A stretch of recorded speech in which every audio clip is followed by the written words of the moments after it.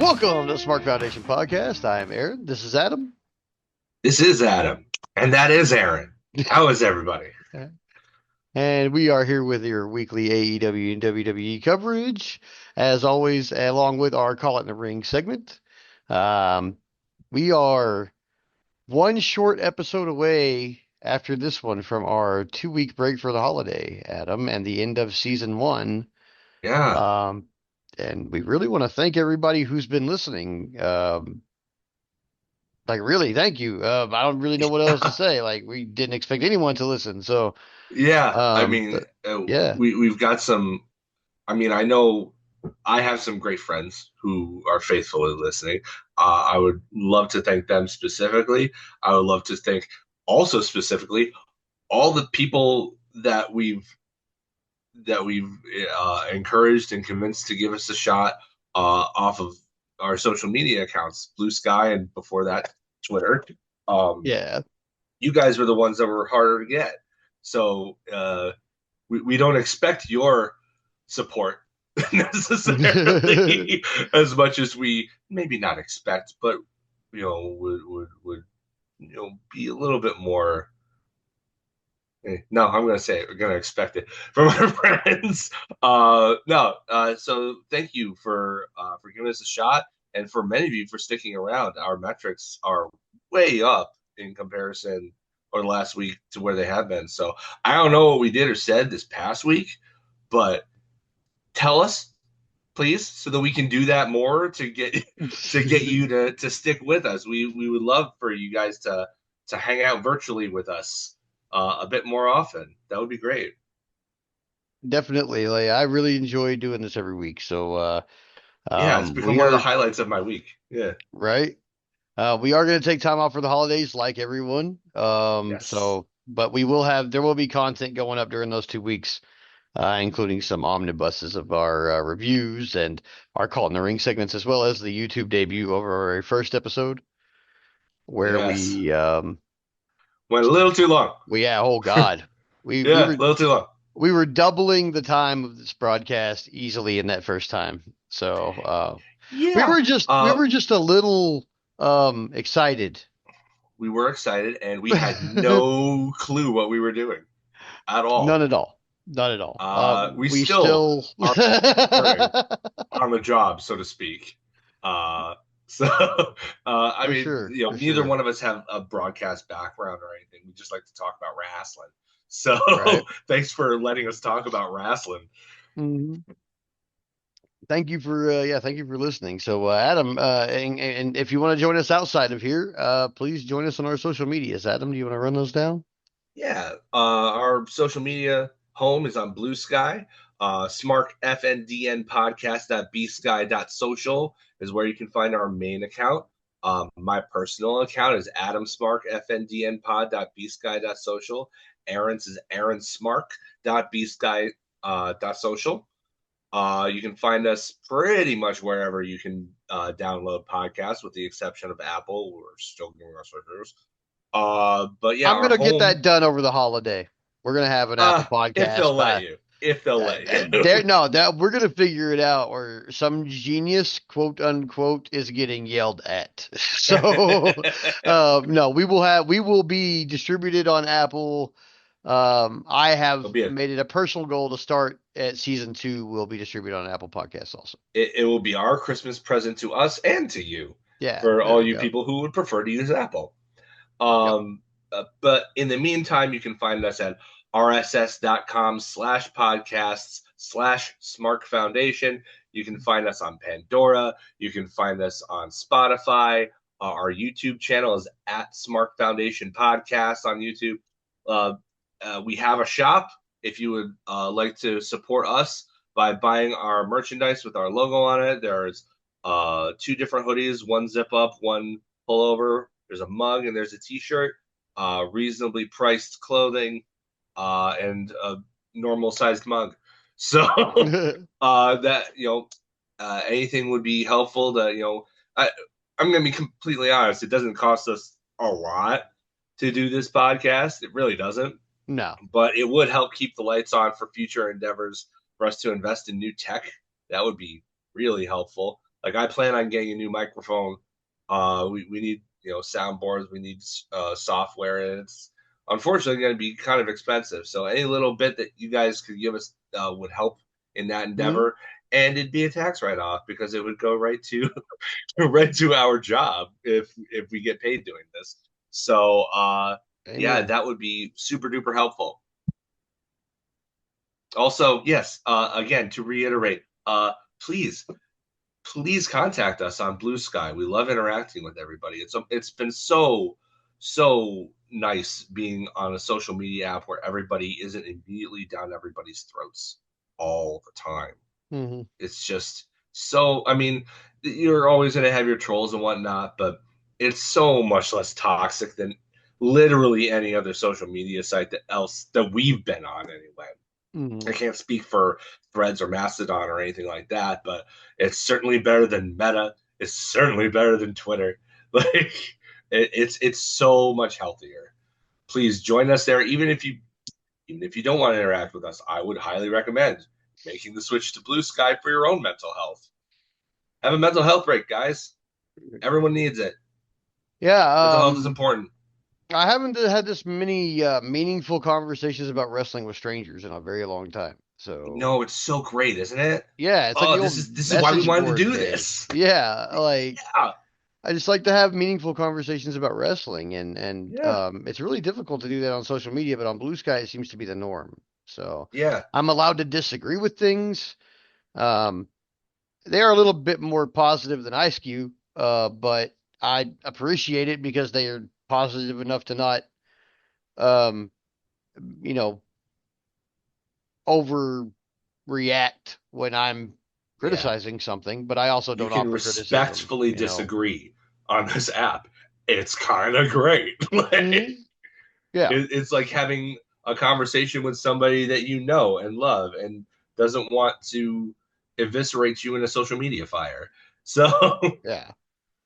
And I also like I the know don't that's a engage miss. policy, man. Like, don't I Yeah, like not, and I like not being exposed to people I blocked by having everybody quote tweet them and or like yeah, screenshot it so that I have to see it anyway. It's like, why? yeah, And yeah, they don't do that here. Like that's yeah, my favorite part is that I can block somebody and I won't see their shit because nobody's, you know, cutting and pasting their tweets and reposting them so that it yeah, skips my all of my, blocks and moderation tools like yeah, muting and everything like that. Those all of that on Blue Sky works fucking awesome. yeah. And no ads. I love that Yeah, there's no no ad. I now ads. I even forgot about it. Like, there's no ads. There are hardly any porn bots. Like, yeah. there's nothing political. I'm No sure political some of my ads. Like, followers are bots, but they're not interacting with me. yeah, they're there to pad They're just numbers they're just they're mostly. padding my numbers, and I'm okay with that. They're not like Yeah, they're not DMing me because I have to follow them too for that yeah, to happen. So yeah. I So, don't follow pretty girls. I have a wife who I love, one, and two will hit me with yeah, a rolling pin if I do. So yeah, yeah. It's no good. Yeah. I'm allowed to follow female wrestlers. Well, I mean, Uh you'd be stupid not to. What if one of them yeah. actually engages with us? Yeah, I right? mean, Uh would I like to eventually have somebody as a guest on our show where we can interview them? Yes. oh hell yeah.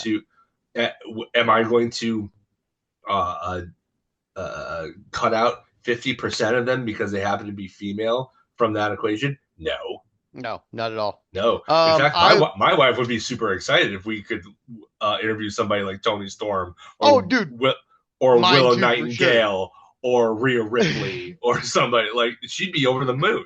Yeah, yeah. She'd I probably think want it's to mostly sit in. because it's like we're fans of this, and it's not just Yeah, random women I'm following. I'm following the yeah, wrestler, So yeah. yeah, but no random women. No, no, no. No, no And ladies, I'm randos. sorry if you're on my list and you end up catching an unfollow or I don't follow you back. It's just me being respectful of my marriage, really. Yeah, That's all. yeah, Um, so, but you know what? Speaking of interview, I've been thinking about that too. Interviews. yeah. So here's a scoop ski for our fans. Mm. Um, we will eventually start doing interviews when we solve our sound equipment issues that we already have. So once we've solved our sound equipment issues, we will start doing interviews with people because we can just remote them into the same meeting that we're in and give them 40 minutes or more. Um, so that will be actually not as hard as you would think. I mean, Thankfully, even I'm not in the business, but I even know a couple of people who probably would, if their schedules would permit it. So, like, we've got people we could probably convince to come in if you guys are interested in that. yeah, if you guys are interested in that, I'd like to hear names. Mostly because I once worked in the talent acquisition business and I'm very good at that. And because most wrestlers nowadays have an agent, Hmm. um, and I know somebody at all of the agencies, we can just find out. And interviews, I find I don't cost money because this is press. Yeah. So yeah, we'll interview whoever. I'll start sending out emails to people who we wouldn't hope in fart in the wind to get and see what happens. You know, I mean, Yeah. but I'll also locals too. Like if you've got a favorite local wrestler who needs a highlight, Yeah, we'll we would love absolutely to do put them on that. here. Yeah. Yeah, like even if it's somebody that's not local to either one of us, it's local to you, and we have no idea who they are.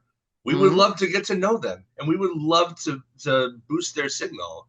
Like Right. Right. independent wrestling is important to the both of us, very important because that's where like literally at least 80% of the people that you love on WWE at least, and pretty much 100% of the people you Of love in AEW, AEW. Yeah. they all got their starts on the indies.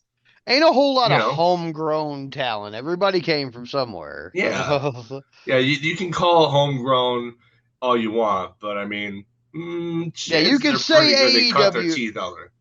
Well, in They AEW, cut, like you can't even say AEW original. Everybody who's an AEW original is basically a Pacific Northwest or Northern California indie darling.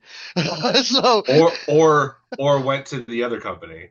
or what's the Like other company? like Jade is the one that I'm thinking about. Like Now, Jade is an absolute AEW original, 100%. yeah, okay. Now, yeah, Jade is. You know one that I always think about is Athena, but then I'm like, she went to WWE, No, but I no. worked Athena before she went to WWE because she's from Texas. She's Yeah, one of first the time I few, well, at the time, one of the few women wrestlers around here who traveled. So, yeah, like, she got booked at a bunch of different promotions I got booked at because she got booked like because she was yeah, there and she was willing to take bookings. Like I think that there was one point where here at least in the places that I worked here in Texas, there was only like 6 or 7 female wrestlers. And there would be others, like you could probably count up to 20 or 30, but those yeah. others were like people who would have like one match a year or something. There was only Mm, like 5 or 6 who were working every weekend, maybe 3 times a week, like yeah, really getting out here and plying their craft. And Athena was one of them. So, yeah. big I props mean, to I her. remember first time I saw Athena wasn't in NXT. It Mm. was there was a I mean, she didn't work up here. I didn't see her live, but I remember there was WWE prize was really bad for a long time.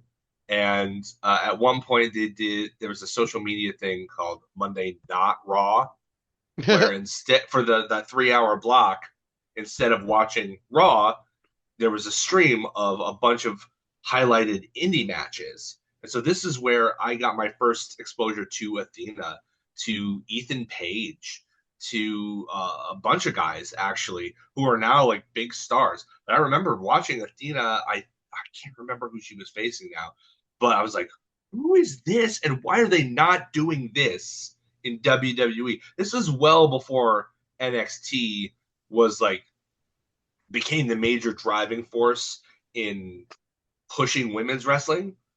So this was like it wasn't foreign to me. I'd seen a little bit of Joshi at that point, but I was like, it was a long time since I'd seen anything like this in American women's wrestling. I'm like, who is this? Why don't they sign her? And then they did a few years later. So, but yeah, like everybody, like you said, everybody cuts their teeth somewhere, and it's not generally in one of the big two companies to start. I mean, WWE has a performance center, sure. So guys like Baron Corbin, you could reasonably call an NXT or WWE original. But the Bella Twins didn't wrestle anywhere before WWE came with their casting call. Johnny Laryngitis and his pervy swimsuit model fetish. But like you know, as far as supporting independent wrestling, that's really important to both of us. So yeah, if Yeah. you guys have somebody that you like to have come on and they're willing to do this on preferably a Sunday night when it's already convenient for us, then yeah, absolutely. Absolutely. We would love to do that. For sure. For sure. Yeah. I mean, yeah, anybody. Like if y'all want to see them and it'll cause you to listen to this show, I mean, I'll do it. So, Yeah. I mean, Also, it saves us from actually thinking of something to do in the last segment of the show. So right. Right. everybody's brain needs a break, including ours. So Right. That being said, let's roll right into our lockup with all right. WWE Raw this week. And okay, I'm gonna say this before I start going in about Raw because it's right. It is also part of the first segment, so I'll just talk about it Yeah. real quick. I'm usually not with Seth Rollins' wardrobe. Okay, I'm usually Yeah. not with it at all. Okay, but this week he came out in this like shiny brown suit. I still don't dig the white boots that he was wearing with it, but he was wearing like a shiny brown suit, and I was like, that shiny brown suit's kind of dope. Yeah. And then he ruined it when he took the jacket off, and he was wearing a shirt that made him look like a sack of potatoes. Like it was Yeah. mesh, like red mesh, Yeah. made him look like a sack of I, potatoes. I did see this segment because you said I needed to see this Oh, segment. dude, So and and you I'm were not right. talking You're about it. absolutely right. Oh Absolutely yeah, right. seek out this segment if y'all have not This seen was it. this was The dope. the beginning segment of Raw between CM Punk and Seth Rollins, and then Sami Zayn was The flow epic. was great. And all the call like Yeah. so we're gonna talk about that for a second because CM Punk opens the show on Raw this week and he comes out and we're about to get an announcement from him that he's about to go try to face Gunther for the world title or something and he's gonna win the Royal Rumble and go to WrestleMania and do whatever he wants to do. And Seth Rollins interrupts him because of course he does. I thought Seth Rollins was still kind of in a program with Bronson Reed, aside from Bronson Reed being in War Games. But then, as we all probably saw, at least I know I saw, Yeah. actually here on Raw and then again on SmackDown, they show Bronson Reed coming off the top of the cage, and then they show his foot folding up on the landing, and his foot folded up like a folding table. It was bad. Yeah, it is real bad. So Bronson Reed has a broken foot. So Seth Rollins and Bronson Reed is out, but that probably brings us to the next logical step in Seth Rollins because I think this was going to happen maybe after CM Punk possibly beat Gunther for the World Heavyweight Championship. Is that his first feud would then be Rollins because Yeah. it's just been hanging out in the wings, but here it is. I mean, we had to put something here, so here it is. It's a good pivot, but it's all the more interesting made because Sami Zayn comes out and yeah, after CM Punk and Seth Rollins get in a fight, Sami Zayn comes out and he tells Seth Rollins, or Seth Rollins says, you teamed with Roman Reigns, and Sammy's like, oh well, you wouldn't, so we got Punk, and he's like, but I couldn't because of what Roman Reigns has become. And Sami Zayn said, you caused him to become what he's become when you put a chair in his back, which is 100% true. We were Yep. definitely set upon this path by you, Mr. Seth Rollins. Yeah. And that shit was crazy. It's one of those things that but it doesn't occur to you until someone says it out loud. Yeah.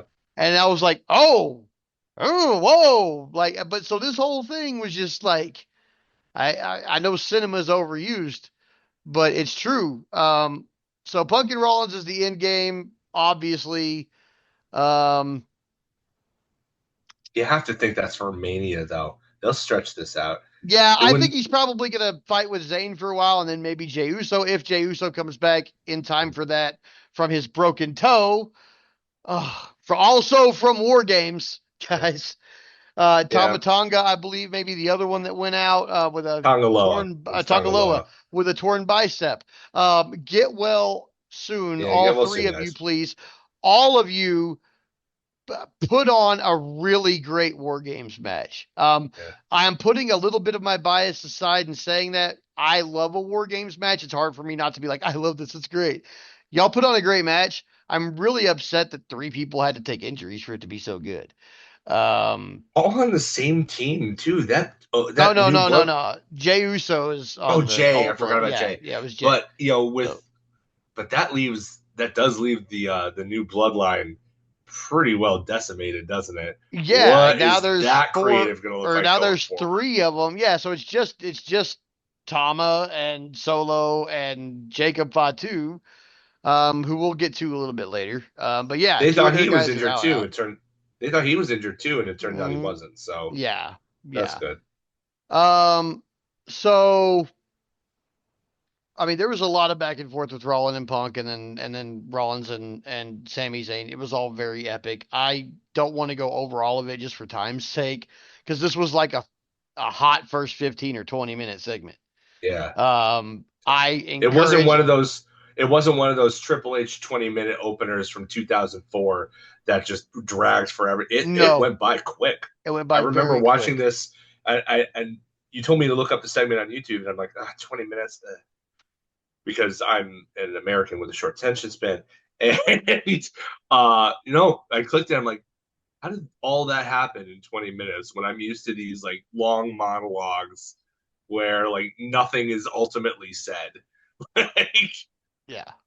you know, Um, I encourage all wrestling fans, whether you like AEW or WWE, if you're interested in building and story building and psychology and how you can use previous events to inform the story that you are currently building, especially coming in cold off of a pay per view, and putting something hot right. I mean, man, oh man, how do you?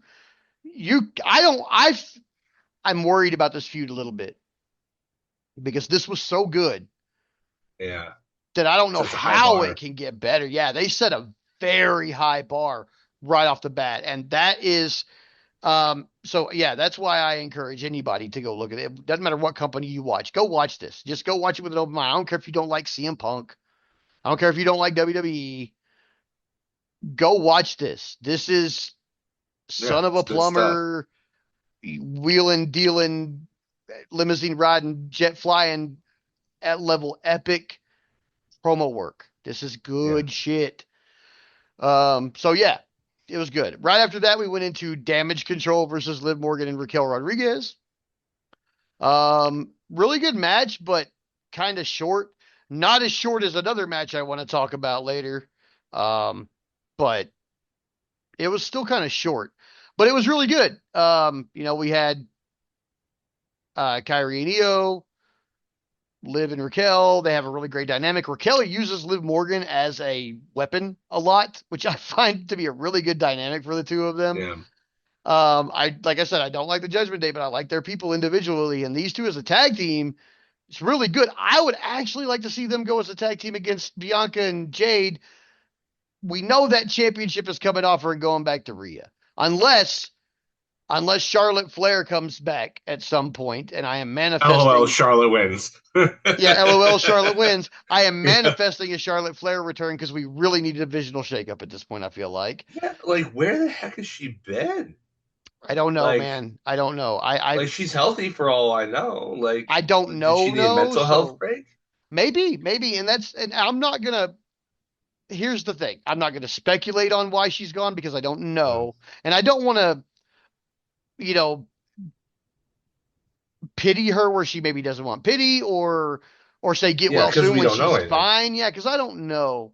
And if it is a mental health break, no Yeah, explanation more needed. power to her. Yeah, You know, if they even if they would just come and tell us that she's on like extended vacation, that would be enough for me. I wouldn't care to yeah, ask where or why or how. I her husband is still on TV. I assume it's not because she doesn't want anything to do with the wrestling business because her husband is still on TV and putting on bangers. yeah, I'm assuming she'll be back soon at some point. I hope soon, and I'm putting that out in the universe so that maybe it will be soon. yeah. I know What a somebody's far cry from the attitude, the general attitude towards her, even a year ago. I Like, mean, I yeah, hate to keep bringing this guy up and quoting him, but like Mr. Cornette would say, you can't miss you if you don't go away. right. And I know she Yeah, went away a heel and people were tired of seeing her, but I think she understands that. And yeah, I think that she's doing exactly what she should do, which is disappear for a little while. yeah. Because when she, at this point, when she comes back, if she hits She like will a be welcomed. if she hits a moonsault Absolutely. on Nia Jax, the roof will come off a fucking building. It Yeah. doesn't matter And what building it is. it should be Naya too. It I should be think so Naya. too. I think Nia should actually like. I hate Nia having the title, which means it's Yeah. fucking working. Whatever she's Yeah. doing, despite that, and I'm gonna say this, trying to be nice, the abysmal performance at War Games. Um, other than that, her as a heel, I hate it, and I don't go away hate it. I hate it. Want someone to beat her, hate it. Yeah. So it's working, and that's That's a that's the joy, yeah. yeah. So I hope it's Charlotte. So I hope that maybe these two go off and do that, and maybe we'll get Charlotte back and something else will happen. But they're also doing like a trade window between the shows. Like they were talking about that this week. Is that there's a trade window open now where NXT and Raw and SmackDown all have the ability to shuffle people around. I have no idea how it's going to fall down. I don't Yeah. know I mean, what's happening. I know from the sheets there that there was word that Netflix wanted certain people for Raw, Mm-hmm. Yeah, which I think is kind of funny because this the exact same thing happened with SmackDown 5 years ago when they initially went back to Fox. right. And so it's like, wow, Raw is going to be the flagship again. Like, Mm-hmm. it's so weird So that after they're that, just going back and forth with it. yeah, it's and I we'll see what happens. Yeah, So after that, they announced that at Saturday night's main event, Liv Morgan is going to defend her women's world championship against Io Sky because Io Sky earned a shot at in that battle royal that was a couple of weeks ago that we talked about. So yeah. so yeah, they've got a shot at Saturday night's main event, and that's four matches I think we know about now that are, or maybe the other ones now announced later this week, but I know of as of this recording four matches, and they all look like they're going to be good. So, Is it a 2 hour uh, show or a 3 hour show? it is. I don't know. I I want actually to don't know. say, I historically haven't. They've been 2 hour shows, but I don't know with Yeah. the extra ad revenue they Um, may get from the commercials. I don't know if they go to three. it might. I don't know. It's on Peacock, so it could be three. Mm. Uh, so after that we had Dakota Kai versus Katana Chance and Shayna Baszler for the first triple threat match. So, okay, they're doing the exact same format as they're doing for Yeah, the women's U.S. title as for the women's IC title. So this is the I first saw triple that. And I threat was like, match. Aaron's gonna be so happy. I am really happy about this format. I like it, man. Yeah, I It's just kind of dig different. it. I like different, man, and It's they haven't it's done a it way enough, and I'm sick to of it yet. So, it's a way to showcase the depth of your women's division too, yeah, because unlike a normal once you get in, it's a normal single elimination format, but to have an extra person in each qualifier shows mhm, you, oh yeah, okay, this division is deep, right like so now, it accomplishes a lot of things.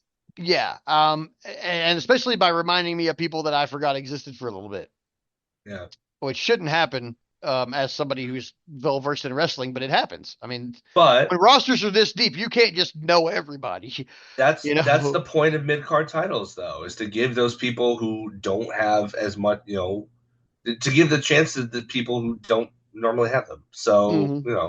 and see what they've got and see what they bring Now, to the table. I liked this match. It was good, told a really good story, especially with the struggle between Dakota Kai and Shayna being just a pit bull that she is. But Yeah, this is one of those where there wasn't two people in it that I thought could win. I knew it was going to be yeah. Dakota Kai because they have been stiffing. Like I still don't like Pure Fusion Collective as a name, but they've been stiffing them on wins. So I knew Shayna wasn't going to win this. They've They've just been stiffing neutered them lately. they've neutered Baszler so much since Yeah, NXT. she's a killer, and she doesn't deserve this. Okay, Yeah, she's not my favorite, but she doesn't deserve this treatment. She's a killer. Make Yeah. her a killer. Look what they're doing with Marina on AEW and take Yeah. note, okay? They finally figured out what to do with her. It's Yeah, just have her beat China. It's just there have you her go. look ominous, have her be mean, have her beat up the dudes, and have her not say a single word. That's as soon as she opens her mouth, she's not believable anymore. Right. That's the Um, thing. So just do the same thing. right. So I'm gonna skip the next thing because I'm gonna talk about that at the end. All Um, yeah, because I'm still kind of mentally preparing myself to even talk about it. So then after that, we had Gunther and Dominic Mysterio, which was actually a really good match. I mean, Gunther Yeah, obviously kicked his ass all over the ring, but yeah, Dominic got some stuff in. I mean, he got some pin attempts. Like he wasn't looking like a total slug. He yeah, didn't get completely. I mean, he did get his ass kicked, but it's Gunther, yeah. and it's Everybody, Dominic, and we yeah, know it's where done. they're we know where they each are on the list of who's world champion and who ain't. Okay, I know Yeah, they're let's trying to be. make us look more. Yeah, They're trying to make us take Dom more seriously, but this is Gunther. let's be real here. His name is Dominic, but that Dom is a sub. Yeah, Yeah, Dom is totally a sub. yeah, It was a good match though. It was really good. But yeah, I mean, now after the match, he was attacked by Finn Balor, and Finn Balor was. I mean, he's like three coup de grace on him, yeah. That's a and lot of then crap your pants stops. was telling Dom like, I hope you learned your lesson. This is how you do it. So I don't know. There's some tension going on in the Judgment Day, which might spell their end, and I'm okay with it. Um, then we had R-Truth versus Pete Dunne. Basically because R-Truth has been calling Pete Butch, and he hates being called Butch. And Truth won this. I totally didn't think R-Truth was going to win this. I thought he was just going to get his ass kicked to maybe make Dunn look strong, and because it wouldn't hurt Truth in the long run because he's kind of a comedy guy. But Yeah, Truth took the win. It wasn't really that great of a match, though. I mean, Dunn was his brutal self, and Truth was his comedic self. It didn't seem to jive that well, though. Uh, yeah. I mean, sometimes you win some, you lose some. They've been on such a hot streak. Some things have to come up bad. So, yeah, yeah. then we had Sami Zayn versus Seth Rollins. Um, this was a really good match. It was really emotional. Um, it looked like Sami Zayn was going to win, and then Drew McIntyre returns and Claymore kicks Sami Zayn's head off. And I'm glad Drew McIntyre is back, but where the hell does he fit in here? And I mean, that's what they call a cliffhanger, right? You got yeah, to it's a tune in next good week to find yeah, out. got to find out next week, I guess, and it's a good question. So, I'm as clueless about where to put him as anybody would be. So I'm not even going to speculate. But Rollins then pinned Sami Zayn. But the match was good up until that interference. Super good match. And I mean, Drew returning, good thing. Drew's a badass heel. I love him. So him being I don't think around his is stock has always ever been good. higher. No, I don't think so either. And I think it's going to be pretty good. Now we're going to talk about what I didn't like about this show. All right. And the only reason I didn't like it is because it worked on me exactly the way it was supposed to work on me. Yeah, Okay. And of course, for all of you who pay attention to Raw, I'm talking about the 10-year New Day reunion. yeah. I saw this too. They did E so dirty. I legitimately shed tears watching this because I was so sad for Biggie. Yeah, especially after he came out with that piece that morning, that Yeah. article that he That wrote, which article, was yeah. very vulnerable and open about his mental health struggles and his physical health struggles. Hmm. Just it was as soon as that happened, we should have known something was up because that was a tell, just like Swerve Strickland buying his childhood home was a tell. It's like, Yeah. oh, some bad stuff is about to happen. But this, I mean, I know what they were going for and it worked, Yeah, but how dare y'all make me feel so bad? Like, Yeah, Fuck, man. Like, I watch this yeah, show to have joy. Even when I hate something, it's like a joyous hate. yeah. This just made me sad, and I'm already like a bipolar adult. Please don't make me sad on purpose. Yeah. This made me Uh, so fucking sad, and I mean, that means it did exactly what they wanted it to yeah, do. The only way this gets better, though, is if Biggie is already cleared or is looking like he's going to get cleared and will be returning to us. Now, yeah. to that point, the man does not look like he has lost an ounce of mass. Nah, he still looks like the Big and Big E. Yeah, he's still big, so I don't know how this is going to go. I Another one of those. We'll see what happens on Monday, but God, I thought it was an interesting bit where they actually turned them both heel and didn't split them apart. Like the thing that brought them that's together, not what I was ironically enough. expecting. Yeah, I didn't either. I did not see that coming. So kudos to them And when for going Xavier with the started talking direction they shit didn't. to him, Yeah. when Xavier Oof. started talking shit to him, I was like, Kofi's going to tell him to shut up. This will be great. This is how we get Yeah. Kofi versus Xavier, Yeah. and then Kofi No. joined in. And I've never wanted to give Kofi Kingston the finger before, Yeah. It's weird, right? but I do now. So weird. Um, Yeah. Like, how dare you? How dare how you? dare they? Like, and that's I hate to end on such a sour note, but that was Raw for the week, and I hated it. Thanks, WWE. I hate it. I loved everything around this segment. I Yeah. hated this segment so much in my emotional inner wrestling loving child Yeah. that it almost ruined this because everything like it came on before the Gunther and Dominic match, and it made everything after it. I was just Yeah. sad watching the rest of it. Like if I'd have had a That's pint of ice cream, I'd have ate it. You know Like what the funny thing is?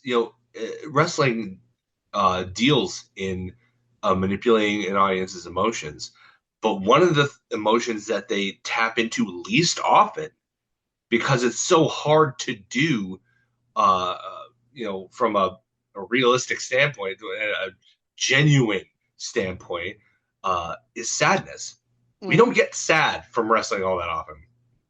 This made me sad. I have not even, the way that I've been following this has been through you.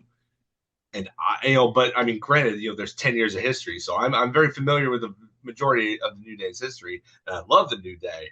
This made me so depressed. And I didn't even watch the whole episode. I just watched those two segments. And that made Ah. me real, real down.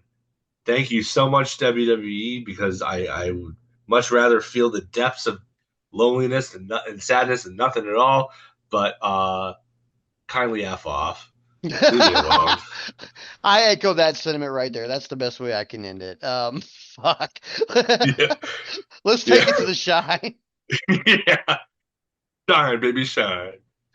All right. So with the shine, this is AEW Dynamite, the 4th of December, the year of our Lord 2024. Um, we started out hot with Kyle Fletcher and Shelton Benjamin. I love the present. I mean, I know I've gone on and on about it, but I love the presentation of Shelton Benjamin ever since they signed him.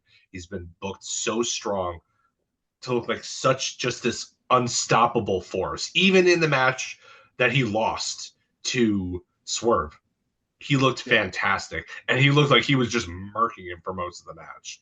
And Swerve really had to come from behind. This was much the same, and Fletcher finally beat him by cheating. So like, there's no outside interference, but heels can still be heels, which Mm-mm. is good. You should have that option at your disposal. We will, however, be talking about it later. The match was good. Benjamin actually, I think, dominated probably most of it, and Fletcher was kind of coming up from behind, but not in a way that would endear him to the crowd. So he's wrestling smart.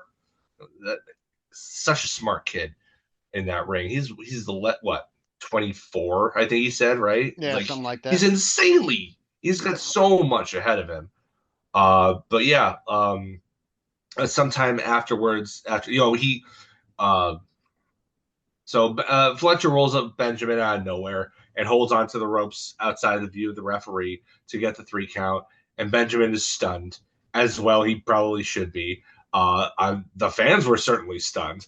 They were like, oh, okay, all right. I didn't really know they reacted, but it took them a second. They're like, oh, all right, fair enough. Hmm. Um, so I mean, I thought that was great. And then afterwards, a little later into the show, there's a backstage segment where MVP kind of gave Benjamin a pep talk. This isn't what we do, this kind of thing. I thought that went over really well, and I think it's setting up Shelton Benjamin to have a little bit. He's probably not going to make it into this as the runner up, but he's probably going to get really, really close. He's probably going to be the third in the bracket, and he's probably going to look good in every single match. Yeah. The two that he has left, I think. So he's going to come close. Hmm. I would say that he probably misses it probably by a point, if I had to guess, or Yeah. probably not a point because maybe the points differential between him and the leader will be too great to sustain. I don't know. We'll see. Yeah. Um, Yeah. we'll see. Um, Swerve Strickland murked Matt Caster, completely, utterly annihilated him. Complete and total squash of the self-professed best wrestler alive. And Hmm. I don't think the crowd could have been happier if you gave them all $100 that taped underneath their seats. Yeah. Everybody hated Max Caster. Also, you know what? I'm going to bring this up too because the crowd was hot in Fisher, Indiana, the whole time, Hmm. the entire time, and that bled into Rampage that they taped afterwards. Usually, the crowd. I've been there. I've been to several Dynamite/Rampage tapings now, and Dynamite takes a lot out of you because they try and pack it with good stuff that'll get you energized. Usually, you're like, ugh, by Rampage. No, no, man. Let me tell you, this crowd was probably the best crowd that they've had all year, aside from pay-per-view crowds. Like best Dynamite/Rampage crowd you could have asked for. I think it was the beginning of them moving to the smaller venues. They're more packed, give you that indie feel, but on a bigger stage. This is definitely the way to go, given their attendance issues. That's the only time I'm ever going to mention that from here on out. It's definitely the way to go. And if it Fishers, Indiana, which I think it's a suburb of Indianapolis, so it's not like it's some nowhere town. I think it's in the Indianapolis general area. So a Yeah. lot of those people probably came from the big city.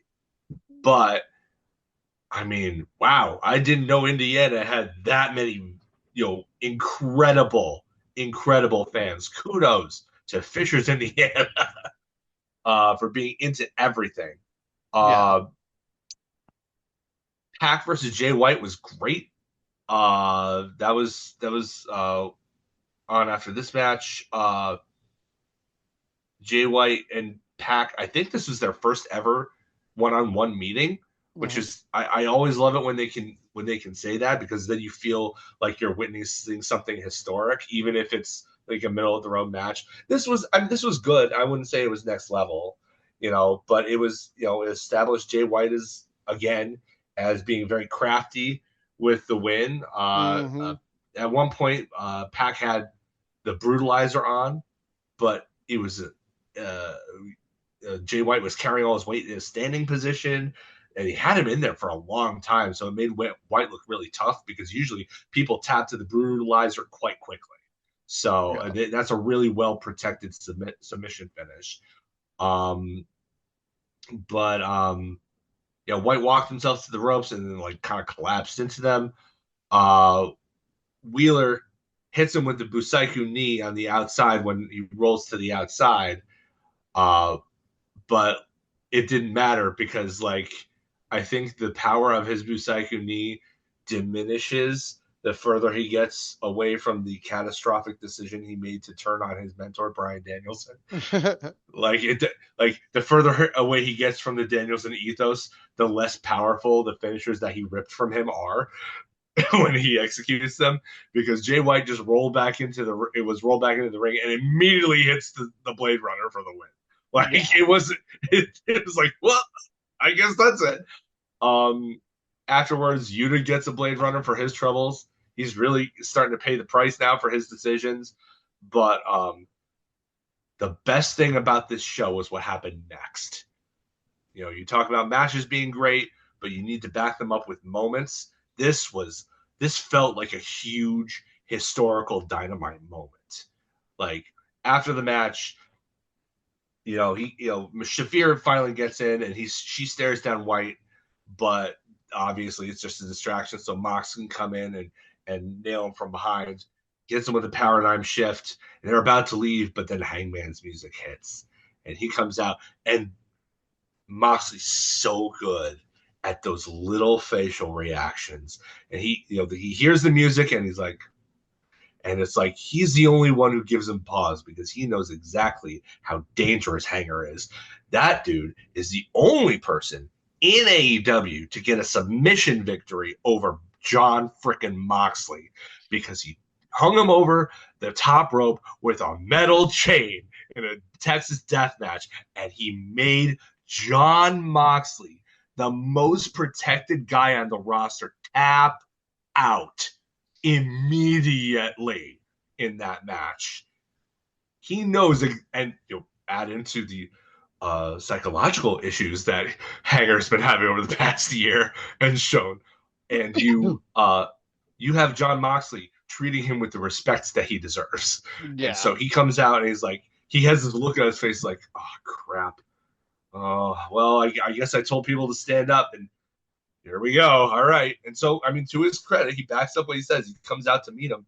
And then all of a sudden, a guy in a hoodie who, he has one of the cable cords, he takes his hoodie off, and it's Orange Cassidy back from the dead. And he starts choking Moxley from behind. And the baby faces start getting in on it. And they roll Mox back into the ring, who immediately gets an orange punch.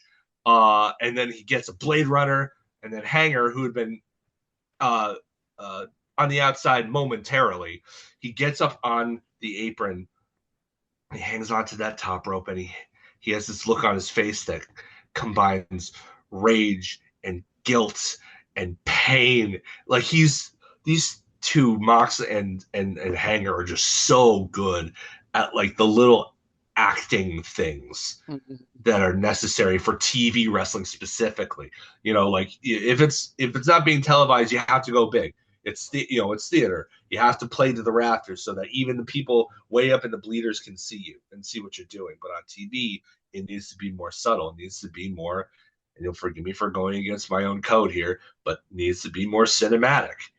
So, and Hanger is just so good and underrated at that. Yeah. Like I feel like people don't give him the credit he deserves for this part of his performances, but he really has this look of just all these different emotions, and he hits that buckshot lariat, and you can see it's so cathartic for him, and it's cathartic for the audience because finally Mox has been put down after terrorizing everybody for 3 straight months with hardly any comeuppance. He gets his, and it's so well done. And then the three, Mox rolls out of the ring. I think Shafir drags him out, rescues him, and all three of the guys in the ring, they're all looking at each other suspiciously, but kind of with mutual respect. It's like, yeah, we did this for us. And then a cherry on top of the Sunday is Christian Cage comes out, and he's just standing at the top of the ramp while Shafir and Moxley and Yuta are trying to make their getaway, and he's just standing there with that smug smirk on his face that he has. Oh, this was you felt in the moment that it was an all-time Dynamite moment, and we hadn't had one of those. I feel for so long. They talk about bringing the feeling back. This is the feeling that they're talking about bringing back. This is the feeling. That was far and away for me the best thing on the show, on a really good show for that matter. Something. Okay, so if I had to talk about something I didn't really care for, I mean the battle royal was it was there. It was there, and the people you knew were going to be winning it won. Yep. I mean, it wasn't exactly. groundbreaking work. I mean, it moved the story along. It wasn't there to be there, but like, eh,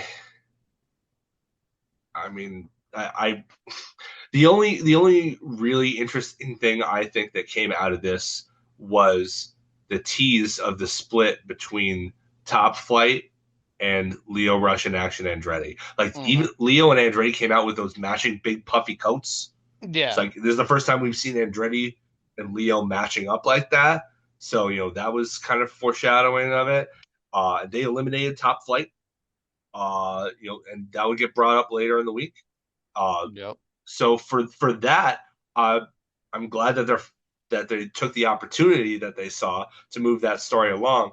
But that story to me is more interesting than the one between Adam Cole and Kyle O'Reilly. And I love those guys. I love Adam Cole, baby, and I love Kyle O'Reilly. I think he's one of the most underrated guys on the roster. He can do Mm. literally anything, and he does it with type 1 diabetes. So, like, uh, as somebody who has a child with type 1 diabetes, that's inspiring for me, and I hope that once he's old enough to kind of watch wrestling with me, that it would be inspiring for him.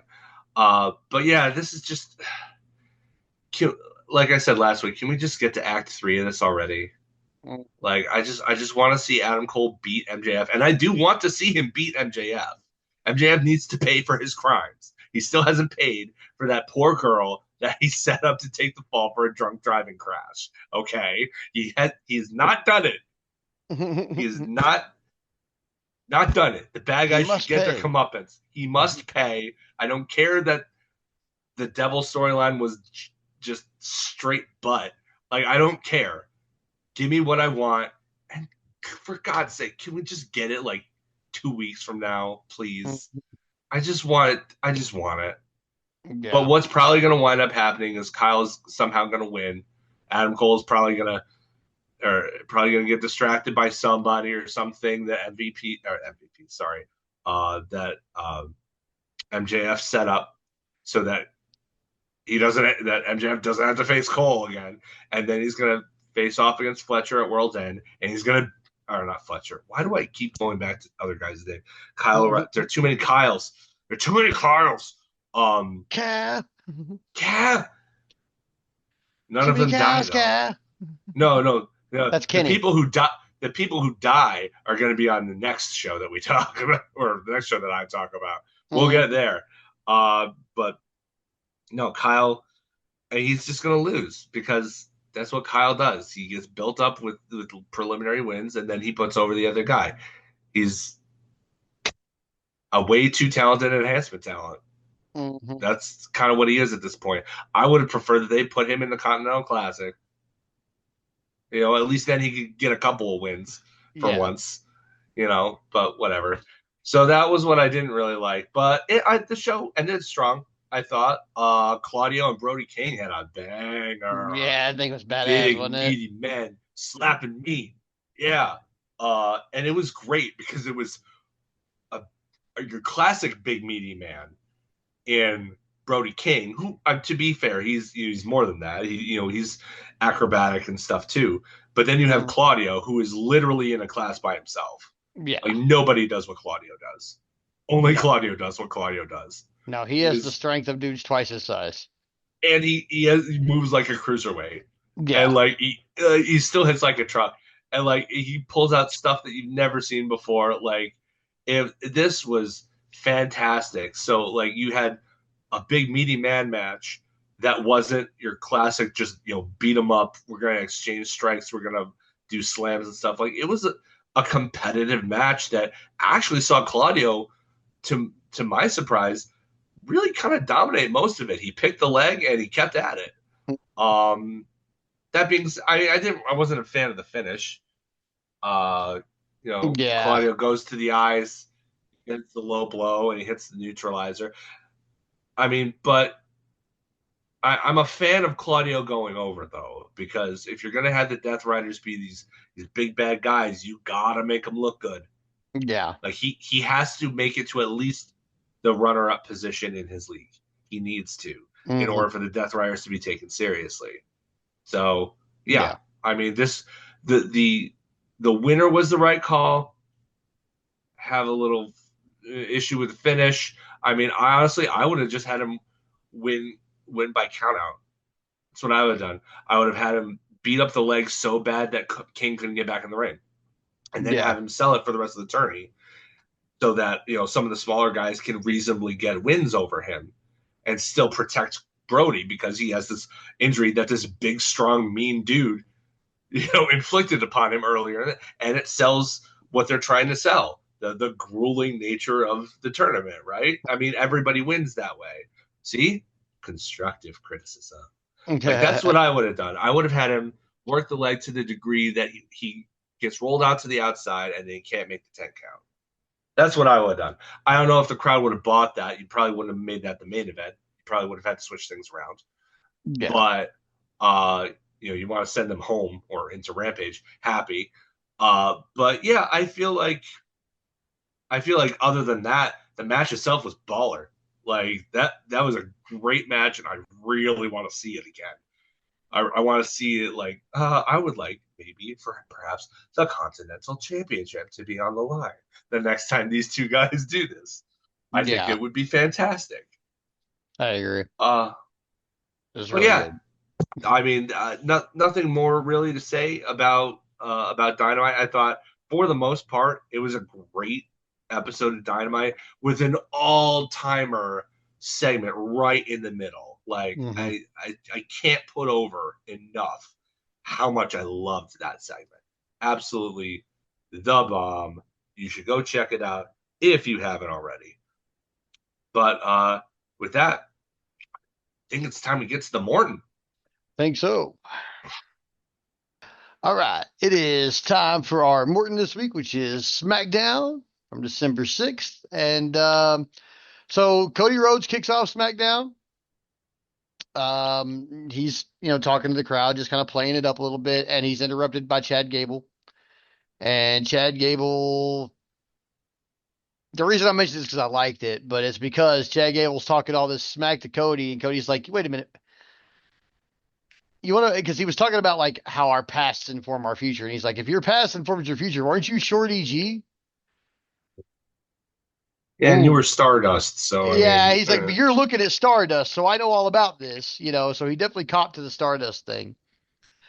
Um, which is weird that they brought up either of those characters. yeah, I uh, thought I thought one of the major provisos that was that Cody that nobody ever bring up Stardust. Maybe the exception is when he brings it up himself. I guess so. I guess so. Yeah. But that they got pissed off at each other, and Chad Gable said, if I wasn't wearing this suit, I'd whoop your ass. And Cody Rhodes said, you know what? How about you put on your boots and let's see how this goes. So they have a match later. Um, Always then have your we gear. right, and then we have I'm pretty sure our next IC title three-way match, or it might be maybe it's a US title. I'm oh no, okay, this is a US title match. Sorry, I was looking through my notes trying to figure out which one it was. So all these matches are the same, so it's getting a little confusing. But we've got Naomi versus Tiffany Stratton versus Elektra Lopez. And this is one of those ones where I can't call it. Like maybe it's Naomi, maybe it's Tiffany. So I'm in it. It was a little short. A lot of the women's matches this week are a little short. But it was a really good match. They had some good chemistry between everybody. Candice LeRae eventually came out and tried to distract Naomi. Stratton kind of threw her out on she distracted Naomi.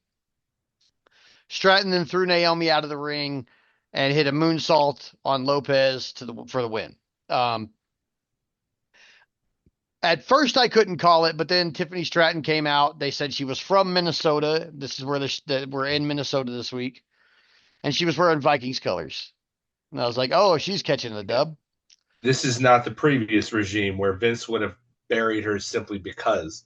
But yeah, simply, yeah, exactly. So she caught the dub in her hometown, and she advances in the Good for her. tournament, which is going to be crazy. What happens if she's the U.S. champion and Money in the Bank? I mean, last person to do that was The Miz. Hmm, I mean, he lost the U.S. title before he cashed in, that's true. but he did have them both. And at one point, I think, if I'm remembering correctly, he was Mr. Money in the Bank and U.S. title holder and tag team champion all at the same time. with Hmm. show. So like when they want to push somebody to the moon, they will. Right. So after that, Jade came across Piper Niven and Chelsea Green in the back. She accused Piper of maybe being the one to take out Jade, and then Piper kicked her in her taped up ribs and set up a match for later. So then we get Bianca versus Piper, and Bianca sold the taped up ribs pretty much the whole time, and Piper was being appropriately brutal. Chelsea Green tried to interfere, but she got drug into the ring and then busted ribs and all. She shouldered Piper and gave her the KOD on to Chelsea Green and picked up the win. Um, That's impressive. it was a pretty impressive ending, and her and Piper worked really well together. Like this was probably the better of the women's matches of the night for sure. Yeah. Okay. Uh, Bianca's Cool. pretty stellar anyway, but her and Piper have a really good chemistry, like a really good, I like them both. I remember seeing yeah. them both in I remember in respective NXTs. I'm like, yeah. Like I was seeing them both come up from the Mae Young tournament. I'm like, yeah, Hmm. yeah, all right, yeah. After Bianca's a this, stud. yeah. Piper brings something completely different because they didn't have a large lady on their Hmm. roster when they initially hired her. They just didn't. Like they had, I mean, they had Naya, I guess, but she was. I want to say she was still in NXT. I don't think she's gotten the call up yet. Yeah. But like, you know, only having one is a bad look anyway. So like, you know, Right. So right after this, we cut to backstage, and the Street Profits, who were supposed to fight Motor City Machine Guns for the tag titles tonight, are attacked, and they're very hurt, and they're being rushed to the hospital. oh, Um, Johnny Gargano comes directly to Nick Aldis and says, "Hey, we DIY can take their spots tonight." Um, and the Motor City Machine Guns show up, and they agree to it, so it's now going to be DIY versus Machine Guns for the titles. Um, Aldis tells DIY Johnny to keep Tommaso in check. mm, So we'll see how that all goes. mm. So then we go right into Motor City Machine Guns versus DIY. Actually, hold on. We had okay, so then we had like since Shinsuke came to the ring with his title, he just won the U.S. title. And LA Knight came out before he could speak. They were about to fight, but then Andrade came out and said he wanted his shot at Nakamura. And then Tama Tonga and Jacob Fatu showed up and beat up LA Knight and Andrade. But they left Nakamura alone because he was like dripping black liquid out of his mouth. I don't know what's going on here. I mean, I know they're trying to do a great Kabuki thing with him, but like, Yeah, this whole thing was kind of I so ridiculous. I just don't know. I just don't know what to say about it. Yeah. So that was the kind of segue to get us into the tag team championship match somehow. Um, so then we've got DIY versus Motor City Machine Guns. Um, they went right after them. And so basically, Ciampa like inadvertently kicked Gargano off the apron and then found himself kind of overwhelmed. Um, then Johnny Gargano got back up and him and Ciampa were arguing because he had kicked him off the apron and it looked like he was going to leave. But then he tried to come in with a chair and the ref got distracted by Johnny Gargano trying to come in with a chair. Then while the ref was distracted, Ciampa tried to come in the ring with a chair because he was overwhelmed. Then while the ref was distracted, Gargano hit Shelley with a low blow. mm. And then he super kicked him. Ciampa took the tag. They hit their finisher and they win the tag team titles. So full heel DIY. They're not breaking them up so they can fight each other. We're getting full heel DIY just like we now have full heel New Day. Well, that's Um, good because they're in the middle of rebuilding their tag team division. It makes no sense to be splitting guys up right now. I agree. I'm a lot more comfortable with Johnny Gargano turning heel than I was with New Day turning heel. Yeah, So I don't know. We'll see how this goes. But DIY is our new tag team champions, and I'm when cool with he that. after he turned heel in NXT, he was hilarious. Like he was absolute. You should go and look up The Way. That's the last time that Austin Theory has been worth a damn. Uh, but no, he and Candace and Indy Hartwell were hilarious together. They were fantastic when he was in that run as a heel with the North American title. It was great. You should do some research, look that up. If they do anything close to what they did there, you're in for some entertainment. Oh yeah. Then Kevin Owens was supposed to have an interview with Michael Cole, but he wouldn't come in the arena. So Michael Cole had the interview with Kevin Owens in his car. Or Yeah. all And right, it was I like basic. that. It was basically the same thing that Kevin Owens has been saying for the last few weeks about, and Michael Cole was trying to play the devil's advocate and tell, act like Cody's right and Kevin Owens is just being delusional and all this stuff. But everything Kevin Owens is saying is true. Yeah. So I'm not sure There's always why that. I'm rooting There's for the always bad that guy, but I am. disconnect. There's Yeah. always that disconnect in WWE, and it comes down to the people who are booking it are bad people, and So they sympathize with bad people, and their baby faces are bad people. So, like John Cena, not a good guy, really. Like, look at what he did to poor Zach. Like, Zack Ryder, like he openly made out with his girlfriend, and then the next week called her a hoe. Like, yeah. it's like you were the one who was swapping spit with her, broski. So like, and then he did absolutely nothing when Kane, threw him off the stage while he was in a wheelchair and a neck brace. Like, John Cena's not a good person and the reason that he wasn't a good person is because they were booking him like a babyface, like a heel would book babyface, somebody they would consider a babyface, which is a heel. And WWE has always had that problem ever since the Attitude Era. I That's mean, true. even Hulk Hogan wrestled kind of like a heel. He would rake backs, and he got really really upset when Sid Justice eliminated him and all this other stuff. Like, he was kind of a whiny bitch. Like, he was a big muscly whiny bitch. So, but I mean, there's always been a babyface problem in WWE at the top. Like, it doesn't surprise me that the way they're playing devil's advocate is to be, oh, is to gaslight Kevin Owens, Yeah. because that's what bad people do. They gaslight people, So but they have think they're the good guys. yeah. I'm rooting for Kevin Owens in this one. I don't know who I'm supposed to root for. I think it's Kevin Owens. Um, so after that, then we had our main event, which is Chad Gable versus Cody Rhodes, because of course Cody Rhodes is in the main. Oh yeah, They had a pretty basic match.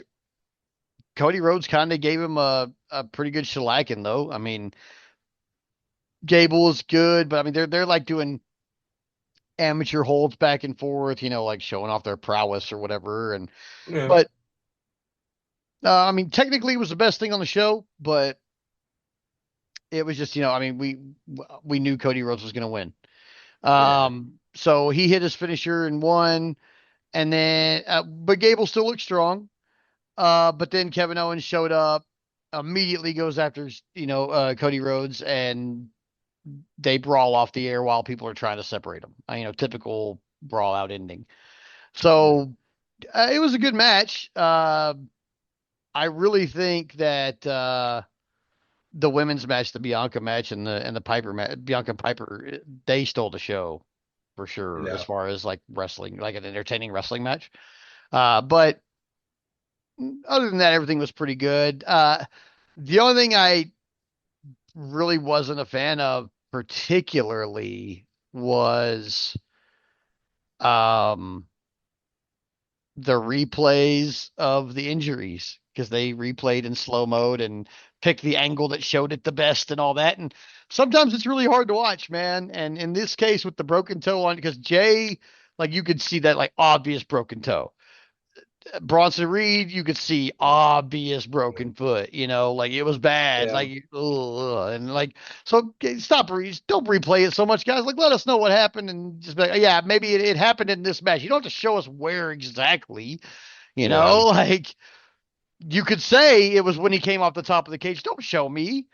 Other than that, though, SmackDown was really good this week. As like the past few weeks, we remain well-fed wrestling fans. Yeah, it's good to be full. Yeah. It's good to be not wanting. Thanksgiving isn't over yet. Nope. And with that said, let's get to our hot tag. All right. Hot tag comes in the form of AEW Collision this week from yesterday, 12/7/2024. We open up hot let me first just say that, again, just like in Fishers, Indiana, the GalaxyCon audience was fantastic. It looked like it was a capacity crowd. It did show the non hot non what do you call it, hard cam side a couple of times, and there were people there. I mean, they looked to be having a great time. They even had some cool angles that they shot from right in the middle of the aisle, which I thought was kind of neat. Allowed them to do some cinema, cinematography stuff they normally don't do. Yeah. Um, Lots of cosplay in the crowd. Like this Yeah. was, I know that they switched to this venue, and at the time, several weeks ago, and I know that at the time it was seen as kind of a controversial decision, but I think it was the right one because this crowd was hot. They Yeah. loved everything. It's another like it's just another example of you know if you get um, you get those smaller crowds, but you get them in a packed house where everybody is in love with the product. It's going to come across more. It's a TNA principle. Like it's just going to come across better. Yeah. Um, I was watching Kate Elizabeth from Fightful on her YouTube channel, and she brought up a point that I hadn't considered. She has a marketing background. Shout out to Kate. Doubt you listen, but but if you do, thank you for listening. Uh, love Kate. She's a peach. But she brought up a point about the running those bigger buildings, those bigger markets. Even with the crowd issues that they might have. I guess one of the benefits of doing that though is that once you're there, you get put on like emailing lists. So then whenever you come back around, those emails go out on those lists, and you can get those fans back again. Mhm. So like it's one of those things where it may have been worth it, at least in a couple of markets, to do the bigger venue without filling it up, because when they come back, it'll be better advertised because the advertisement won't necessarily be coming from AEW itself, but the arena. Yeah. So maybe they can fix some of their issues that way too. So, I mean, maybe just getting onto those lists is benefiting in and of itself. That said, for the sake of this show, this was a hot crowd. Everybody loved everything. I particularly loved the first match, which was Darby Allin versus Commander, who is filling in for Juice Robinson. Now that Juice is unfortunately injured, get better soon, Juice. Um, and they just tore it down. Like, I'm sure that it went kind of viral, at least on Blue Sky. I don't know about other social media sites or whatever, but there is one spot in this match, and it happens fairly early on, where how Darby likes to do the thing where every time he comes and shows up to work, he tries to figure out a new creative way to nearly kill himself. Yes. Yeah, he did that. He put Commander in the seat, the folding chair, out in the rampway, and proceeded to do his suicide dive. Suicide, more like a senton, really, because he flipped. Mhm. But Commander moved at the last second, and Darby's poor, fragile little hips went straight into and completely exploded that chair. And he was like clutching his tailbone for the rest of the match. And I doubt that was just selling. Uh, it would not surprise me if he had cracked his tailbone and is just powering through, because that's who Darby Allin is. Pain ain't no thing for Darby Allin. Not a And thing. the great thing about that too was that, I mean, I hope he's not really hurt, but the great thing about that spot too was that it allowed Commander to do something that he normally doesn't get a chance to do. dominate a match for an extended period of time. It got Yeah. to really show an audience what the guy could actually do because he was in there against another guy whose whole MO is fighting from underneath. So when you've got two of those guys in the same match, well, only one of them can have that role.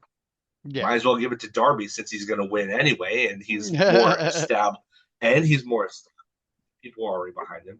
Give Commander the chance to show what he can do, and he can do a lot.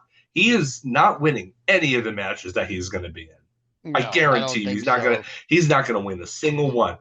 But he is maximizing his minutes. Like that dude is so impressive. Like, and you can tell that Tony likes him because A, he put him in the spot, and B, prior to putting him in the spot, that dude, even though he was staring at the lights, 19 out of 20 times, the dude is always booked.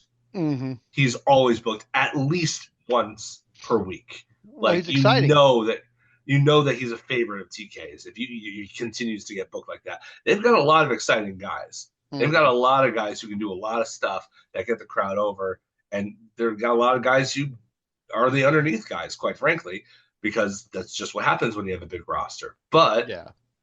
you can tell that he specifically is a guy that Tony likes because he gets booked a lot, and he was the one who got this opportunity, and he is making the most of it. He didn't win. He got he went for the roadblock shooting star press, but Darby moves. He grapevines the legs. He looked like he was looking for the Last Supper, but he couldn't quite get it. So he just kind of folded him up with his legs crossed for the win. But yeah, no, this was a great hot start. Love the match. Um, Yeah, it was fantastic. yeah. Women's action. Willow Nightingale returns, faces Serena Deeb. To face who the winner gets Jamie Hayter, and the winner of that gets into Wrestle Dynasty, the International Women's Cup. My God, I love Willow Nightingale so much. She is so infectious. It is and in this day and age where the white meat baby face is kind of passe, she manages to pull it off just effortlessly. Hmm. She's just naturally likable. And Serena Deeb is obviously like a wizard in the ring. Oh She's yeah, she's so so technically good. sound.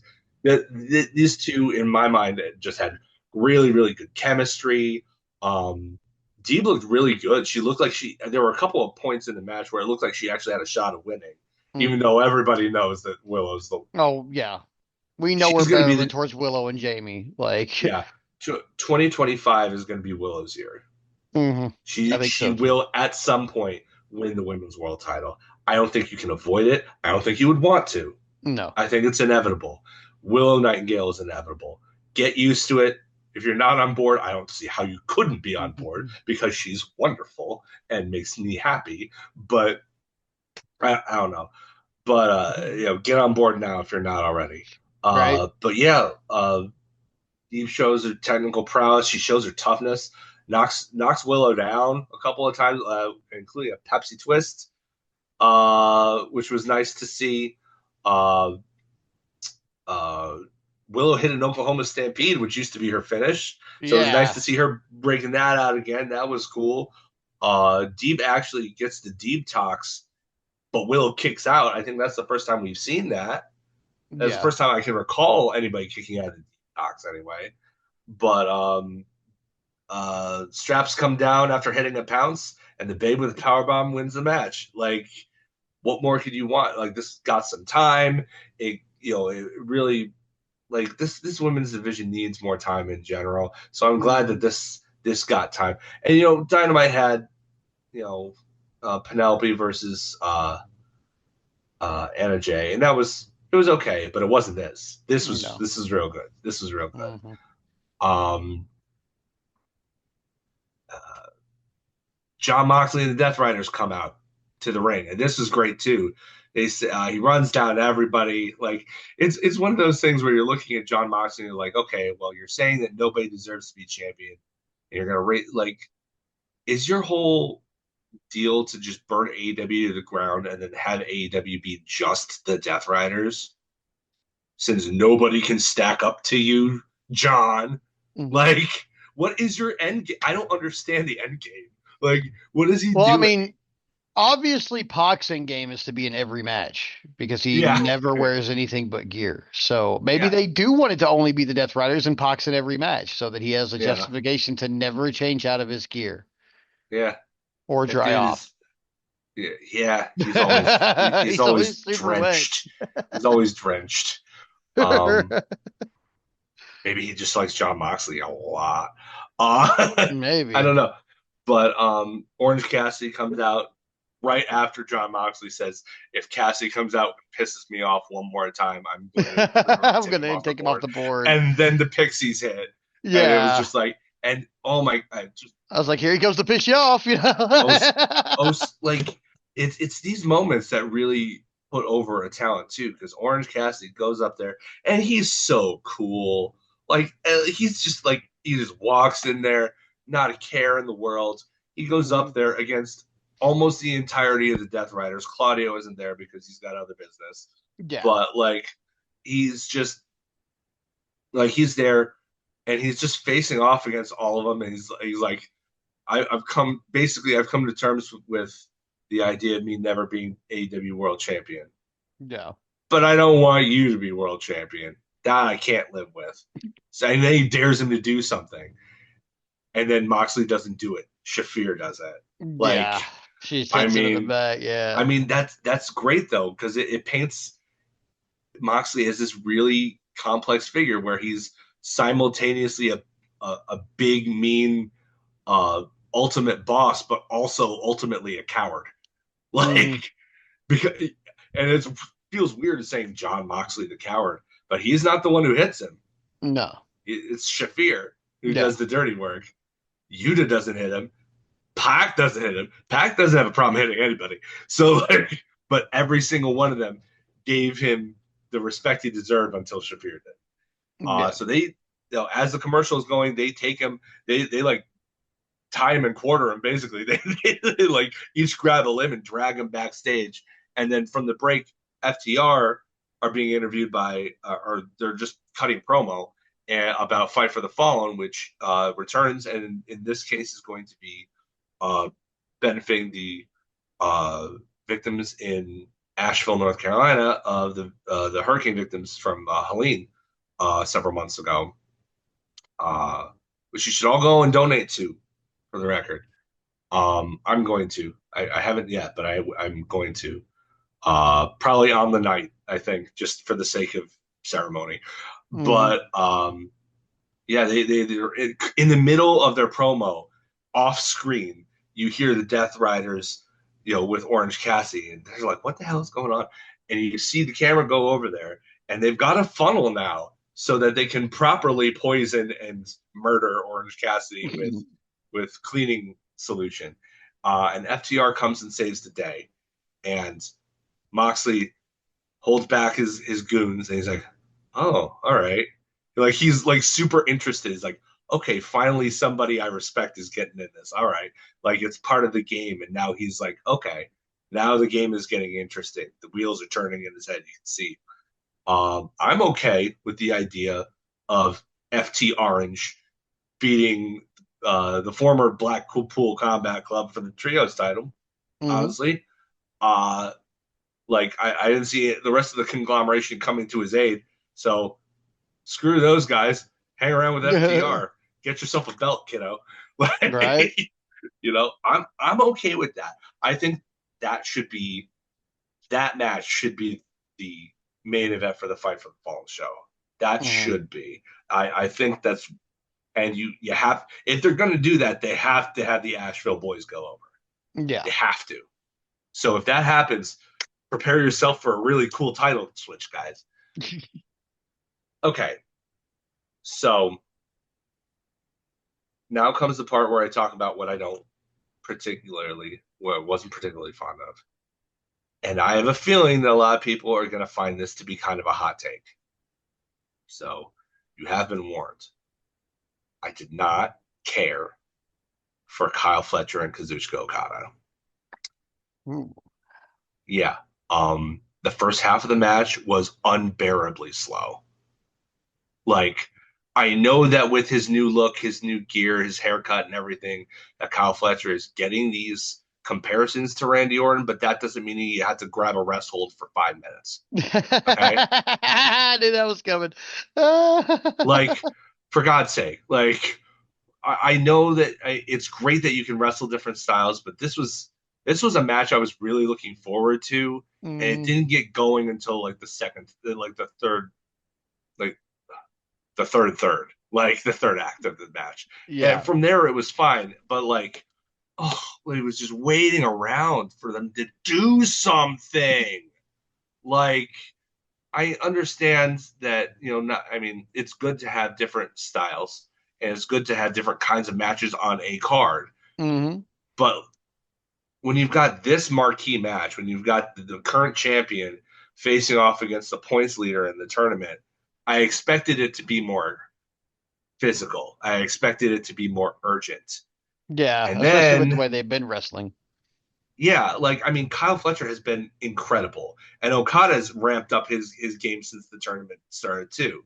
Now that he doesn't really have to worry about playing second fiddle to the Bucks, so like Hmm. it's all on him now, and I feel like he's doing a decent job. Could be doing better, but he's doing a decent job of reminding people of who he is. But this match just wasn't for me. And then the finish was like the third time this week we had a cheat finish in this Yeah. tournament, and like the second low blow, and I'm like, oh, like really, like it's like you said with the New Day. It made me feel how they wanted me to feel, but I don't like feeling this way. Like I don't like it made me want to see Kyle Fletcher get his butt kicked, but now I'm of the sad. I didn't. I didn't want him to be the points leader. Hmm. I wanted them to justify Okada as the champion by having him be the points leader. That's what I wanted. I'm not going to get what I want because Kyle Fletcher isn't going to lose a single match in this tournament until he gets to the semi or finals. And I'm guessing that it's probably going to be the finals, and he's probably going to drop the match to Osprey. Yeah. Uh, I think that's probably where they're going. There were a couple of avenues they could have explored with this tournament, which is great. It's exciting, but I think the path now is clear. If Fletcher is beating Okada, that guarantees that he's on a collision course with Osprey again. Guarantees it because he's already beaten the current champ. What more does he Yeah. have to prove? Like, so I didn't. If they were going to do this finish for this match, I would have preferred it to be like the very last match for the both of them because then there would have been more suspense leading into it, Yeah. and then you could really see the justification a little bit more for Fletcher getting that desperate. Hmm. Like, give him some space between his matches where he cheats to win. Like he just went over Benjamin earlier this week with a cheat finish. Like twice in 1 week is kind of pushing it for me, especially when you're Yeah. being, oh yeah, he's the next big guy he beat. Like I know he's a heel and heels cheat, and I understand that, but it's like space it out at least. Like I don't know. To me, it was it's not a dud. I'm not gonna go overboard and call the match worthless or anything like that because it wasn't. The latter third of the match was appropriately exciting. I just wish it was like that the whole match, Hmm. or at the very least the latter two thirds rather. Like it Yeah. took way too long to get into it, and then that finish just it was ill placed in my opinion. Um, that said, the path is now clear. Um, the main event, however, did not disappoint because Mark Briscoe and Danny Garcia beat the holy hell out of each other. Man, that match was so good, I don't wasn't think it, I've ever man? seen Like, Mark Briscoe beat the hell out of somebody like that before with chops. Like his chops seemed extra loud and I hard think maybe for Danny some reason. Garcia shouldn't have slapped his ass. I'm just saying. Because that's what I mean. uh, He slapped his ass, and then Mark Briscoe laid the hardest chops I've ever seen Mark Briscoe lay into him. yeah, Like, do like not touch those my ass. those were those were like Roddy level chops. Dude, they were and gnarly, and man. Roddy, I feel like probably has the second best chops, only to Gunther. Yeah. Like and that's like 1 and 1A too. Like Yeah. that's not as not as wide a gap as you might think with those two. Roddy Mhm. hits hard. um, but yeah, like this match was just, it was back and forth the whole time, being the, inside the ring, outside the ring, from the top rope, cactus elbows. Froggy Bow didn't do it. Uh, it was truly one of those things, and it was kind of not really an upset, but an unpredictable, not unpredictable. It wasn't what I predicted. I still saw Garcia going over simply because he's been on a roll lately. But no, Mark Briscoe finally got a match, finally got 3 points, but he had to break out the cutthroat driver to do it. Yeah, Like, that was wild. I was like, yeah. whoa. Oh, yeah. For those who don't know, a cutthroat driver is basically a more dangerous burning hammer. So yeah, like he had to break out the really really big guns, the desperation offense to do it, but he did it. And they hugged and shook afterwards. But I mean, this was a great match. It was definitely a great pick me up after I was disappointed by the Mhm. other tournament match in the middle of the show, and what was honestly not as good a match as I was hoping for Mina Shirakawa and Emi Sakura. Yeah, I thought Um, that would have been better too, they they honestly. they seem to be. I'm wondering if it's because Emmy hasn't seen the ring in a while. Their chemistry seemed way off. Like, I'm wondering if it was ring rust or something like that. Like, they had a couple of cool spots in that match, but it was like it wasn't what I was hoping, It just because wasn't flowing right to me. Emmy is usually really dependable. So I Mhm. mean, everybody has an off night. I'm sure it was just an off night for Emmy Sakura. Honestly, I wouldn't even put the blame on Mina. I mean, No. blame itself is a harsh word. I don't want to put Mhm. blame on anybody, but like, if I'm going to, I felt like Mina was there and Emmy wasn't. You know, Mhm. Yeah. which sucks because I love Emmy. I think she's great. She's like the Natalia of that division. She's always a dependable hand who's credible when you give her the opportunity to wrestle, but still willing to do the job at the end of the day. Yeah. So, but yeah, a great overall, a great collision. And one more thing before we close off this segment, I do want to go. My D&D group ended a little bit earlier than I thought on Friday night, so I actually got to watch Rampage, and let me tell you, that show is going out not with a whimper, but with a bang. If you haven't watched Rampage, I mean, you'll need it to watch certain to catch up on a Continental Classic. You should do that because it was awesome. Everything on it was great. Even the short little match with the Vendetta served its purpose. Like, and I'm Jericho is building with a match for the ROH title against Matt Cardona of all people. Uh, Yeah, okay, that's it was. okay. I mean, it was short and it was sweet, and it got the job done of building the ROH pay per view, which, what, they don't even bother to do. So, points to them for actually going out on a limb and advertising something on the show. Uh, Uh, I'll be kind of upset if that match main events over Athena, I think because that's the she's, general consensus too. yeah, like, Athena shouldn't be made to feel less than the number one star of the show, because that's what she is. She's the number one star of that show, Yeah. our forever champ. But yeah, yeah, Rampage was great. Go check out Rampage if you have the time. Like, it was fantastic. Yeah, I thought it was good I too. I don't normally have the chance to do that. I'm normally just too busy, but I happen to have the time on the day that it broadcast, and hey, I was not disappointed. Fantastic show. Yeah.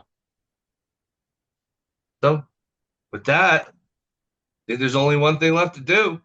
That's right. Let's do like the veterans do and call it in the ring. All right, so this it's time for our call in the ring for the week, and this week we are going to go ahead and do our year-end awards. Since we do only have one more episode in the season, we're going to go ahead and do our year-end awards now. Everything's kind of winding down. Lots of the major happenings are kind of Yeah, winding down. I mean, we'll talk about other stuff when we return from the break if anything really crazy happens, like at World's End or anything like that. yeah, Um, but I actually think we might be. I think we're on break that week, but I think we come back like the next week. So, we're going to yeah. probably talk about World's End anyway. I mean, World's End and that first Netflix Raw is going to be in that block too. Yeah, if we're off, well, I mean, that first AEW Dynamite on Max also because they're That's pulling the true. trigger on the 1st of January, Yep. which is like, hey guys, we're gonna beat them to the punch by 5 days, real quick. No big deal.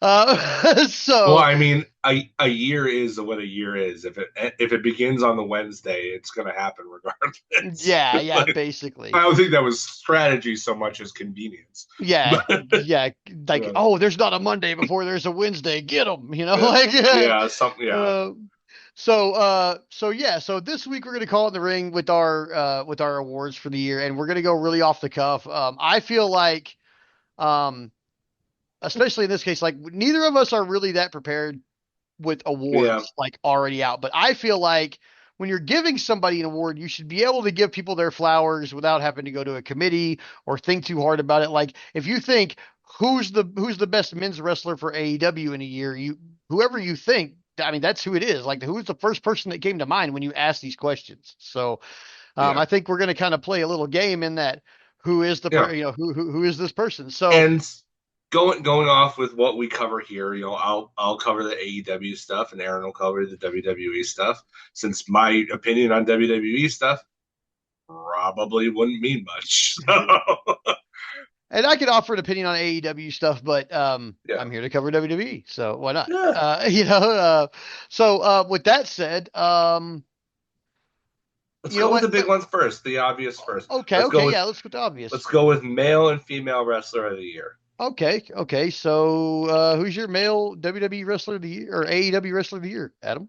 Um, it's really close. My heart wants to say it's Bryan Danielson because it's my heart, and I honestly feel that as much as I adore and have great respect and admiration and nostalgia for Bret Hart, I really do feel that Bryan Danielson is the best damn wrestler to ever lace up a pair of boots.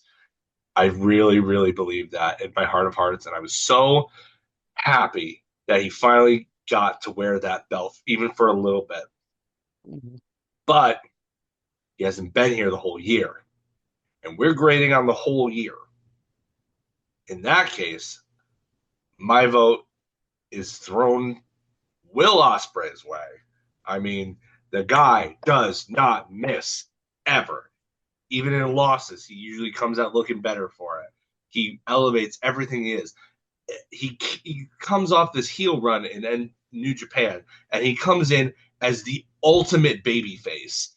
Everybody adores him. I've got to see him wrestle twice live this year, and he is everything as advertised. He is incredible.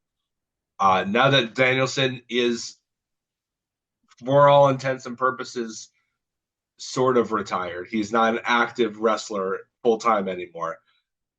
To me, nobody's currently is better than Osprey, and like it's.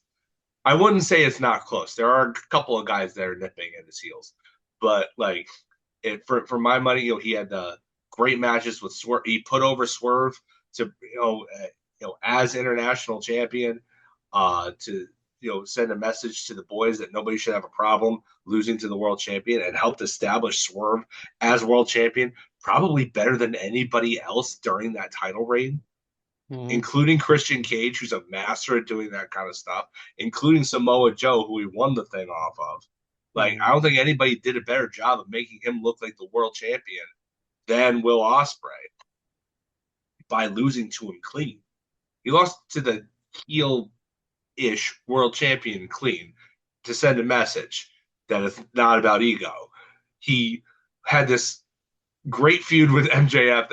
It was better than it had any right to be. He had that 60-minute banger with him on Dynamite that felt like it it lasted 20 minutes Mm-hmm. effortlessly. Like it was just full speed ahead the whole time.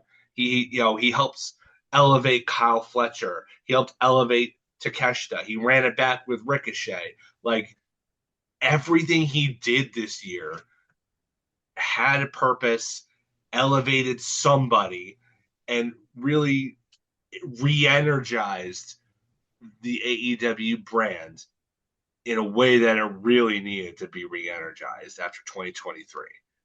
Yeah. To me, with Danielson not having been here the whole year and not having that and having that comeback story, but not having any follow up after he got suffocated twice with a bag, I can't, in good conscience, put him in there. Osprey is the choice, and I don't think anybody else even really has a closer year than that at all. Really, as No. far as the women is concerned, uh, come on, you know who it is. I know I just said that Danielson wasn't here the whole year, but my heart is with Toni Storm. My heart is always with Toni Storm. She is the best character in wrestling. If Mariah May beat her and hasn't been the same because Toni Storm isn't around for her to play off of. That's how important Toni is to the Mariah May story. Is that she's facing only really now is she 4 months into her reign is she really facing somebody who could conceivably take the belt off of her in Mina Shirakawa, and even then, really, that's not going to happen. It might be Thunder Rosa after that. She just declared herself basically the number one contender. But like Toni, like the the women's division is deep, but it feels a lot more shallow in Toni's absence, and I miss her so much. I don't miss too many people in wrestling because the cycles in and out. There's always somebody to fill the void. I miss Toni Storm to the depths of the ocean. And I mean, if I feel that strongly about somebody, they have to be considered as the number one person in their division. Like Mm-hmm. I love all Willow has had a great year. Mercedes is finally picking up. Um, I'm really excited about the return of Julia Hart, but she hasn't wrestled all year. You know, uh, Statlander's had a great year, but for me, it's Toni, and can't be anybody else. It's always Toni. Mm-mm. So what about WWE? Okay, so let's see.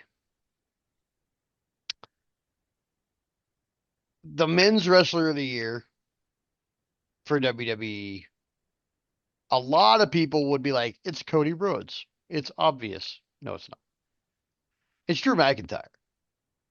It's Drew McIntyre because he and CM Punk put on a feud that transcended the chase for titles. They made a friendship bracelet more important than the WWE World Heavyweight Championship and the Universal title. Nobody cared about those titles. They wanted to know what was going on with this friendship bracelet. Um, Not only that, but then he put CM Punk over in a way that made it look convincing. Which, if you look at these two people physically, Yeah, it's kind of obvious that Drew would just shithouse CM Punk. And he would murder him yeah. easily, And to make it look, easily. yeah, and I know he had to use like a toolbox and shit, but first of all, I want to like commend Mr. McIntyre on everything he did in that match with the bumps and everything.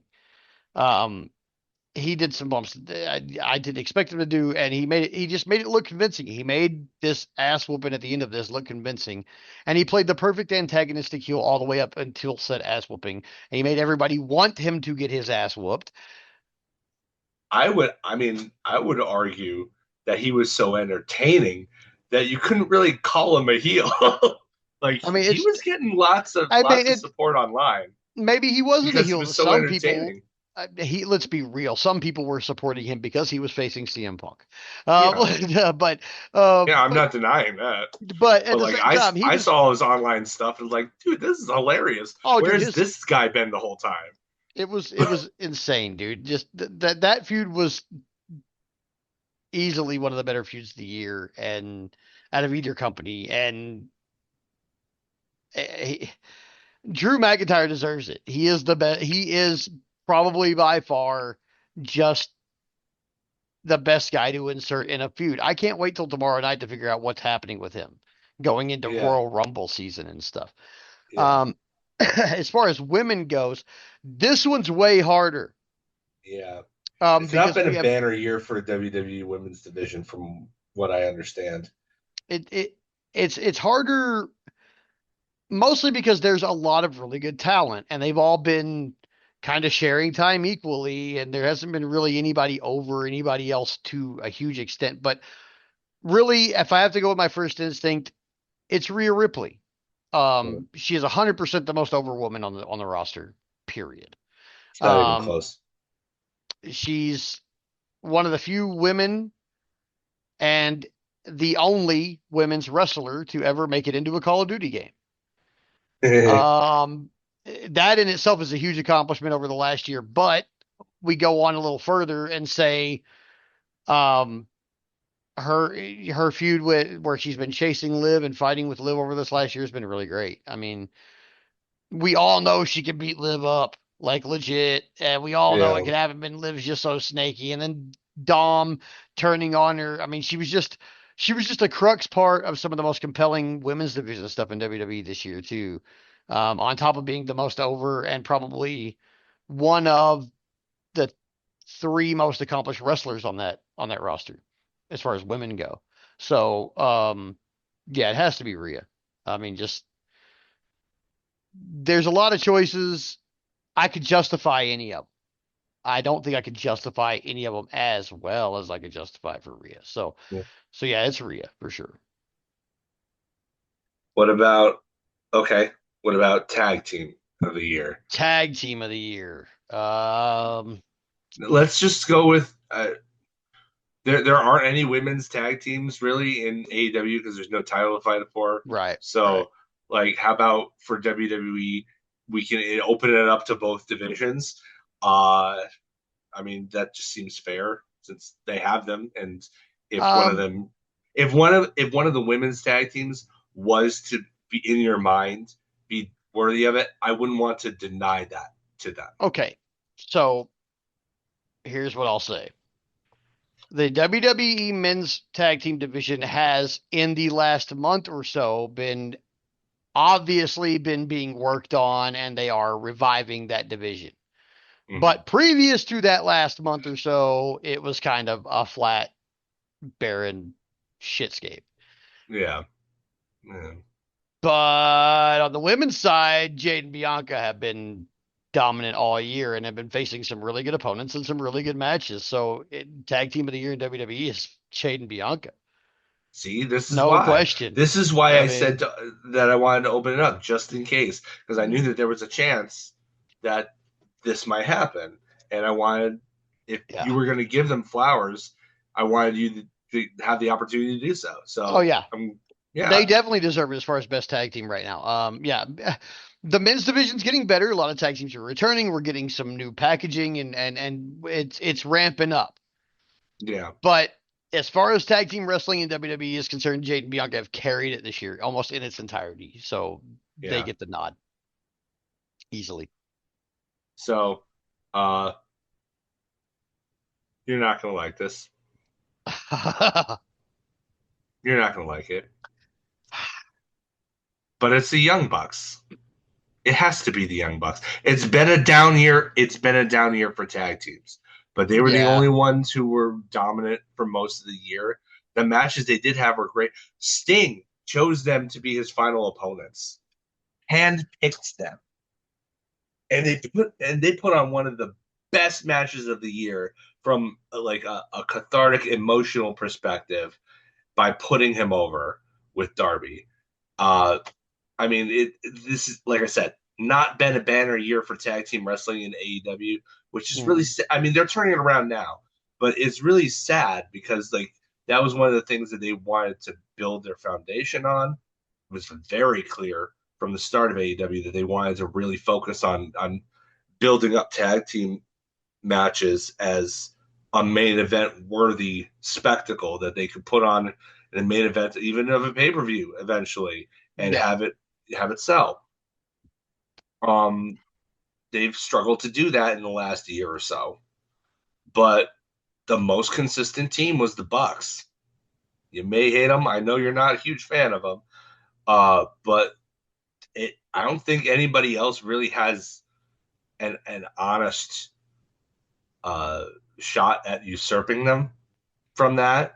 Like you can like other teams, but they didn't do as what none of the other teams in the division did as well for as long as the Young Bucks did.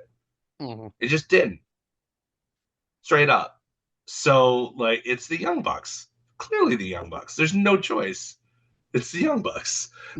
I don't know how much longer they're going to be able to call themselves the Young Bucks when they're my age. But uh, I mean, Matt's starting to get a few gray hairs in that coif of his. I'm just saying, It's it's not true. like super It's true. noticeable, but when they get a close up on him and like you can see it, you can't call yourselves the Young Bucks for too much longer, guys.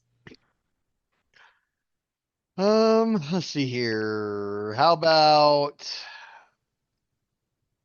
best up and coming wrestler of the year? Ooh, this covers all manner of things. Hmm. Gosh, uh, now do you mean like now what? How would you define up and coming? I would say, let's say anybody who made a television debut this year in the United States, or Okay, maybe not debut on. Well, okay, because I mean, I don't want to. The guy I want to say was on NXT before, so he's technically been on television before this year, but he was in a developmental brand. So so I would you're looking say at main roster debut this year, okay, I guess. that limits it for AEW because they don't do the same things that WWE does in terms of But developmental there are kinds of people. I things. mean, I can name a couple of guys who I made an will AEW say debut this year. I will say I mean well okay like by that point like they signed Mercedes Monet that doesn't mean that she's an up and comer, she's an But she's been established on a main veteran. roster before. Yeah, she's an She that's established what I'm veteran. saying, like she's an established veteran. Like um like there were a lot of CMLL guys that I liked. I love Hechicero. Anytime Hechicero is on my TV screen, I pay attention. Yeah. Um, there were a bunch of guys who maybe not debuted this year, but have started gaining the momentum. Guys like Kyle Fletcher, especially Kyle I Fletcher. mean, you can pick somebody Guys who's relatively like the young or new. I mean, like the Beast Mortos. that's who I I would feel pick. Perfectly yeah, honest with like you. I we stand Beast Mortos here. Hmm. We This is absolutely beast country.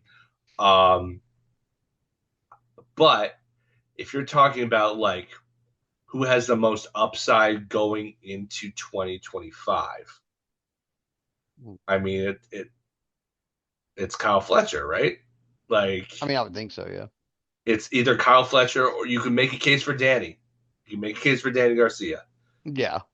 Uh, I'm gonna go with Fletcher simply because he beat Osprey and Okada in a 3 week period. Doesn't Fair. get much more of an endorsement than that. Yeah. You know, I would go with Kyle Fletcher. Like I said, I was kind of disappointed to see how things turned out with Okada this week, but the dude's a stud. There's no denying that. Dude's a stud. He looks like my nephew if he was 6'4". Uh, Shout out to Kalik. Uh, but yeah, like he no that dude is I feel so bad for Mark Davis because he was injured for over a year and essentially like his whole career is going to be like wasted now, like Yeah. because he got Genetti'd. Yeah, he did. And he not didn't to, even get he didn't get Genetti'd by Fletcher. He got Genetti'd by his own injury. So yeah, like I mean, that and sucks. what was TK gonna do? Like the dude was he was a can't miss prospect, and you can't wait around for somebody's injury forever. Like Hmm. you when you when you have triggers and you have that need to be pulled at the right time, you got to pull those triggers, and they're pulling the trigger. Yeah. So yeah, I mean, it's Kyle Fletcher. Like Mhm. he's the can't miss prospect that's going to have a great 2025.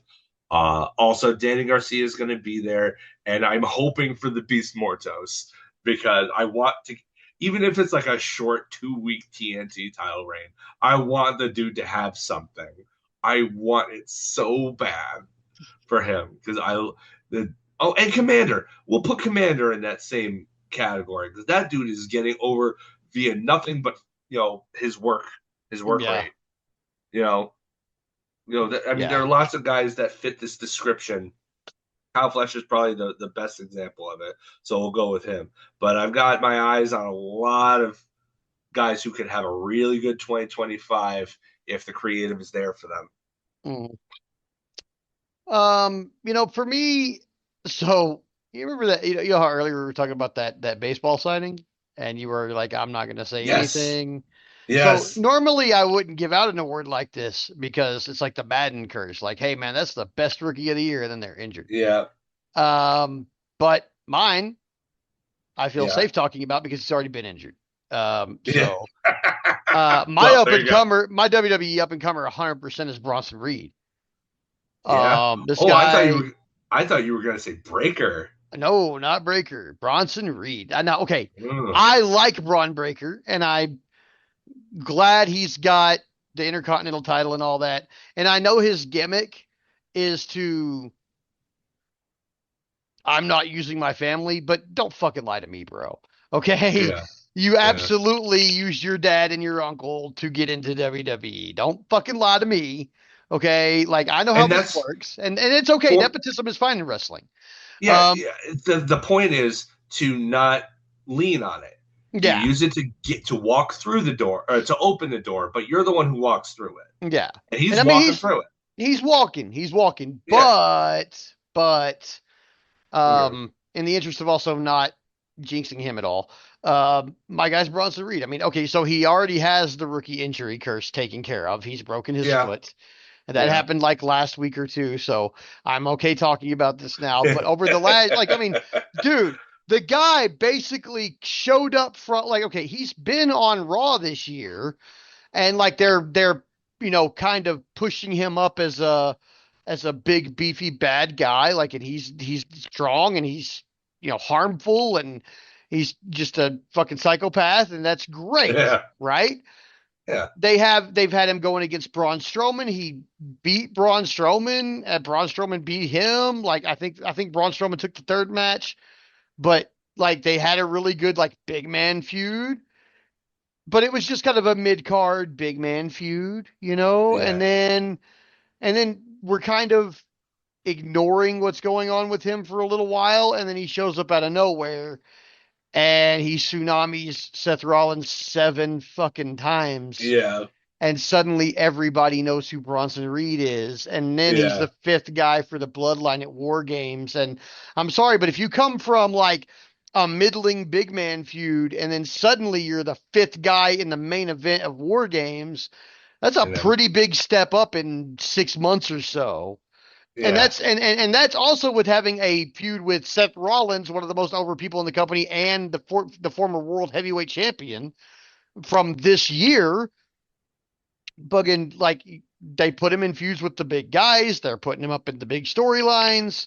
I mean, and now he's broken his foot, so I can say rookie of the year right there because now I don't have to worry about him getting injured going into 2025. He's already injured. He comes back in 2025. He's probably going to have a way better year, even with only 4 to 6 months of the year than he had this year. Yeah. And if not, that'll happen in 2026. I don't think WWE is going to give up on him after one broken foot unless he just really can't do it anymore. And honestly, Yeah. the way he works, I don't see him just not being able to do it anymore unless that foot injury is real bad. But I mean, Adam Cole had the worst foot injury I've ever seen on a person, Yeah. and he's back. So I have Yeah. hope, Yeah. so. But yeah, Bronson Reed for sure, out of nowhere, and he's killing a top guy, and then Yeah. suddenly it's like, oh, who's going to be the fifth guy for the Bloodline? And it's him, and that was wild. Like, that's not who any of us expected to be their fifth guy. We thought we were going to get another, Yeah. another Fatu. Yeah. So here we are, man. But yeah, that's my up and comer of the year for sure. All right. Oh, that and I want to add Vader t-shirt. Vader t-shirt in Vader t-shirt. interviews. Yeah. I Always want extra points for the Vader shirt.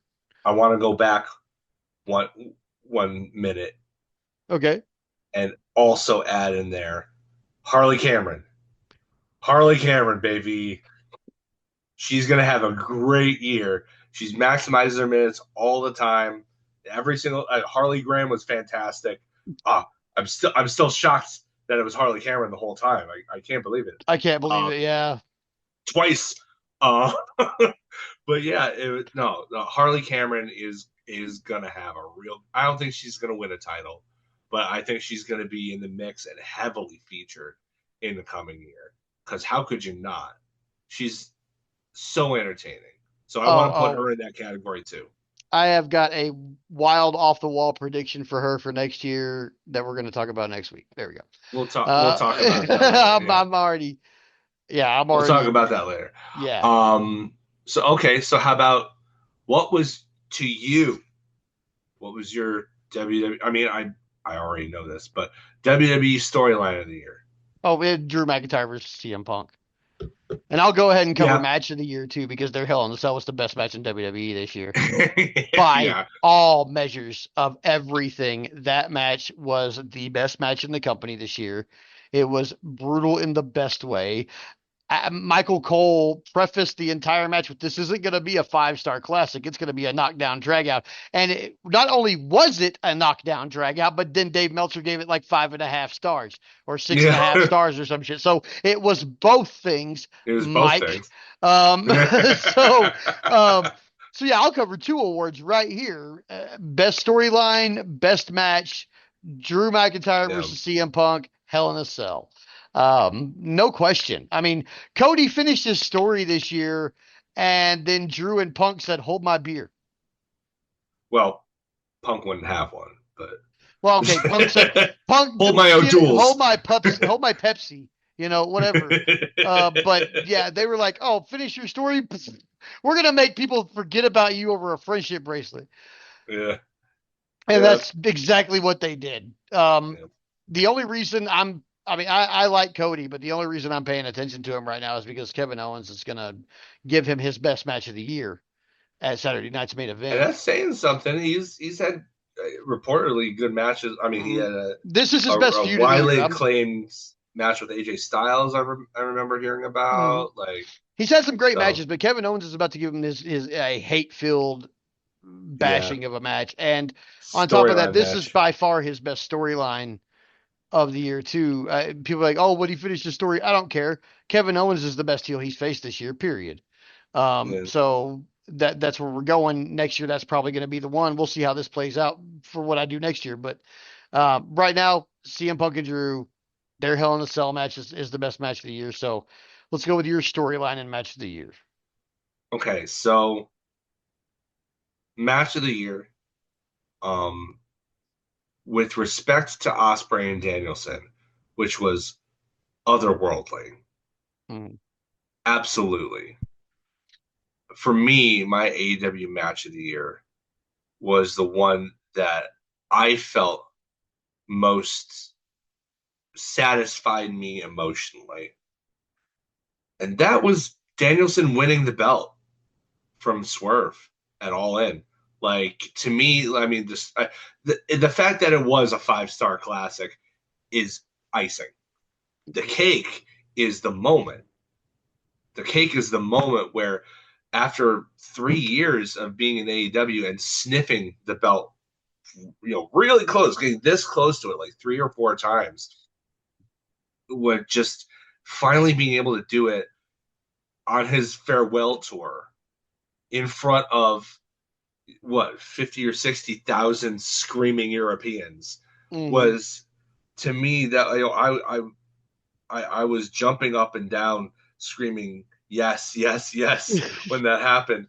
I was so tense. I wasn't sure that they were going to happen because I know how selfless Brian Danielson is as a hmm wrestler, and I know that he would want to put Swerve over.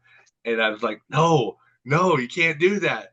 You can't do that. These people came to see you win. Like They might you can't riot do if you that. don't win. Yeah, and these are English soccer hooligans. When they riot, they mean business. They really Like, riot. It's not like Hammerstein and see, yeah, Punk wins or we riot. It's not like yeah. that. No, no. It's oof.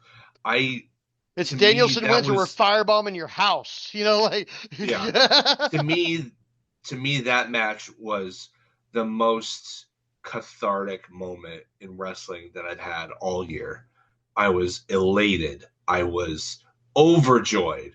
I was, running around my house to the point where my autistic son started having kind of a a meltdown because he thought I was upset. Like, when really I was just jubilant. Like it was that outpouring of emotion. No other Mhm. match, there have been fantastic matches all year, up and down the cards, and places expected and unexpected, but nothing made me feel like that made me feel the entire year. That's my match of the year. As far as um, storyline of the year, there are a couple of contenders, um, but ultimately, my heart's with the Hangman, and his feud with Swerve, which is, I wouldn't say ended. I would say it's paused for future. It's like when you stop in the middle of a show that you're binging to watch something else. You can always go and pick that back up where you left Mhm. off. They're going to pick that back up where they left off eventually. Oh, They they're have never to. gonna like each other. They're They're they're in a never gonna forever like each other. they're in a Like, forever feud.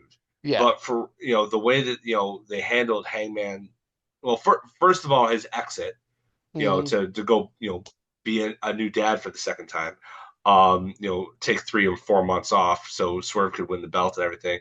They did that pretty well. And then when he came back and he was a completely different person, just we talked a little bit earlier about how he's underrated in terms of like acting in wrestling, which is it's kind of own category because it's its own style and everything. It's not like anybody's going to be winning an Emmy here or anything like that. Hmm. But at the same time, I think back to that promo where he's in the back with all the crates and everything, and he just explained, he doesn't even say Swerve's name, but he lists all of his grievances, and it's like, yes, this is what I've been saying this whole time. Like he's been right. He's been right the whole time. The crowd did turn on him for the in favor of the guy who invaded his home. Hmm. Adam Page is correct, and you cannot convince me otherwise. And then, even though it's not on the record, so to speak, it doesn't count towards the rankings. He finally got one over on Swerve, and then he's still a wreck. It doesn't it doesn't quell his because because it doesn't count, and B, because vengeance is unsatisfying. That's the whole point, is that Hmm. vengeance is unsatisfying. The only way that he's going to know peace is if he does, ironically enough, even though it came from the man himself, and even though that man said it basically as a dig, he does need to let it go. Swerve was right in that he does need to let it go if he wants to know peace. Hmm.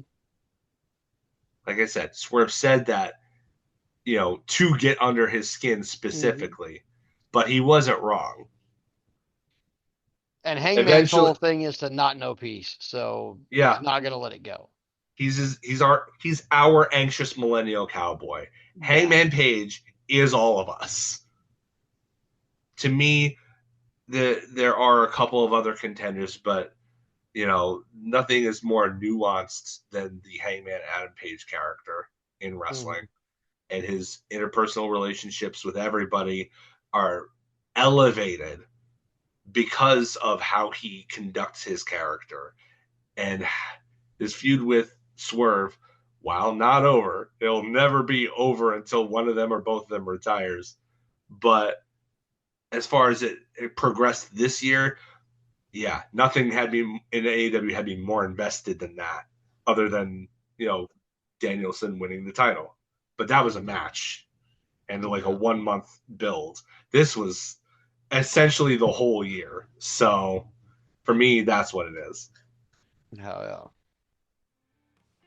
Well, I think right there we're gonna wrap it up. But we appreciate everybody joining us this week, and that was our personal end of year awards for the two branches we cover of wrestling. I mean, they don't mean much, but that's really what we think about. About who the best was this year, and we really hope that all those people have a really great next year. And we're looking forward to watching and covering more wrestling. Next week we'll have our end of season finale / Christmas special, / holiday thing. Happy Hanukkah, Happy Christmas, Happy Kwanzaa to everybody. We love you guys, and we appreciate you being here with us, and we will see you next week. Next week. We'll see you there.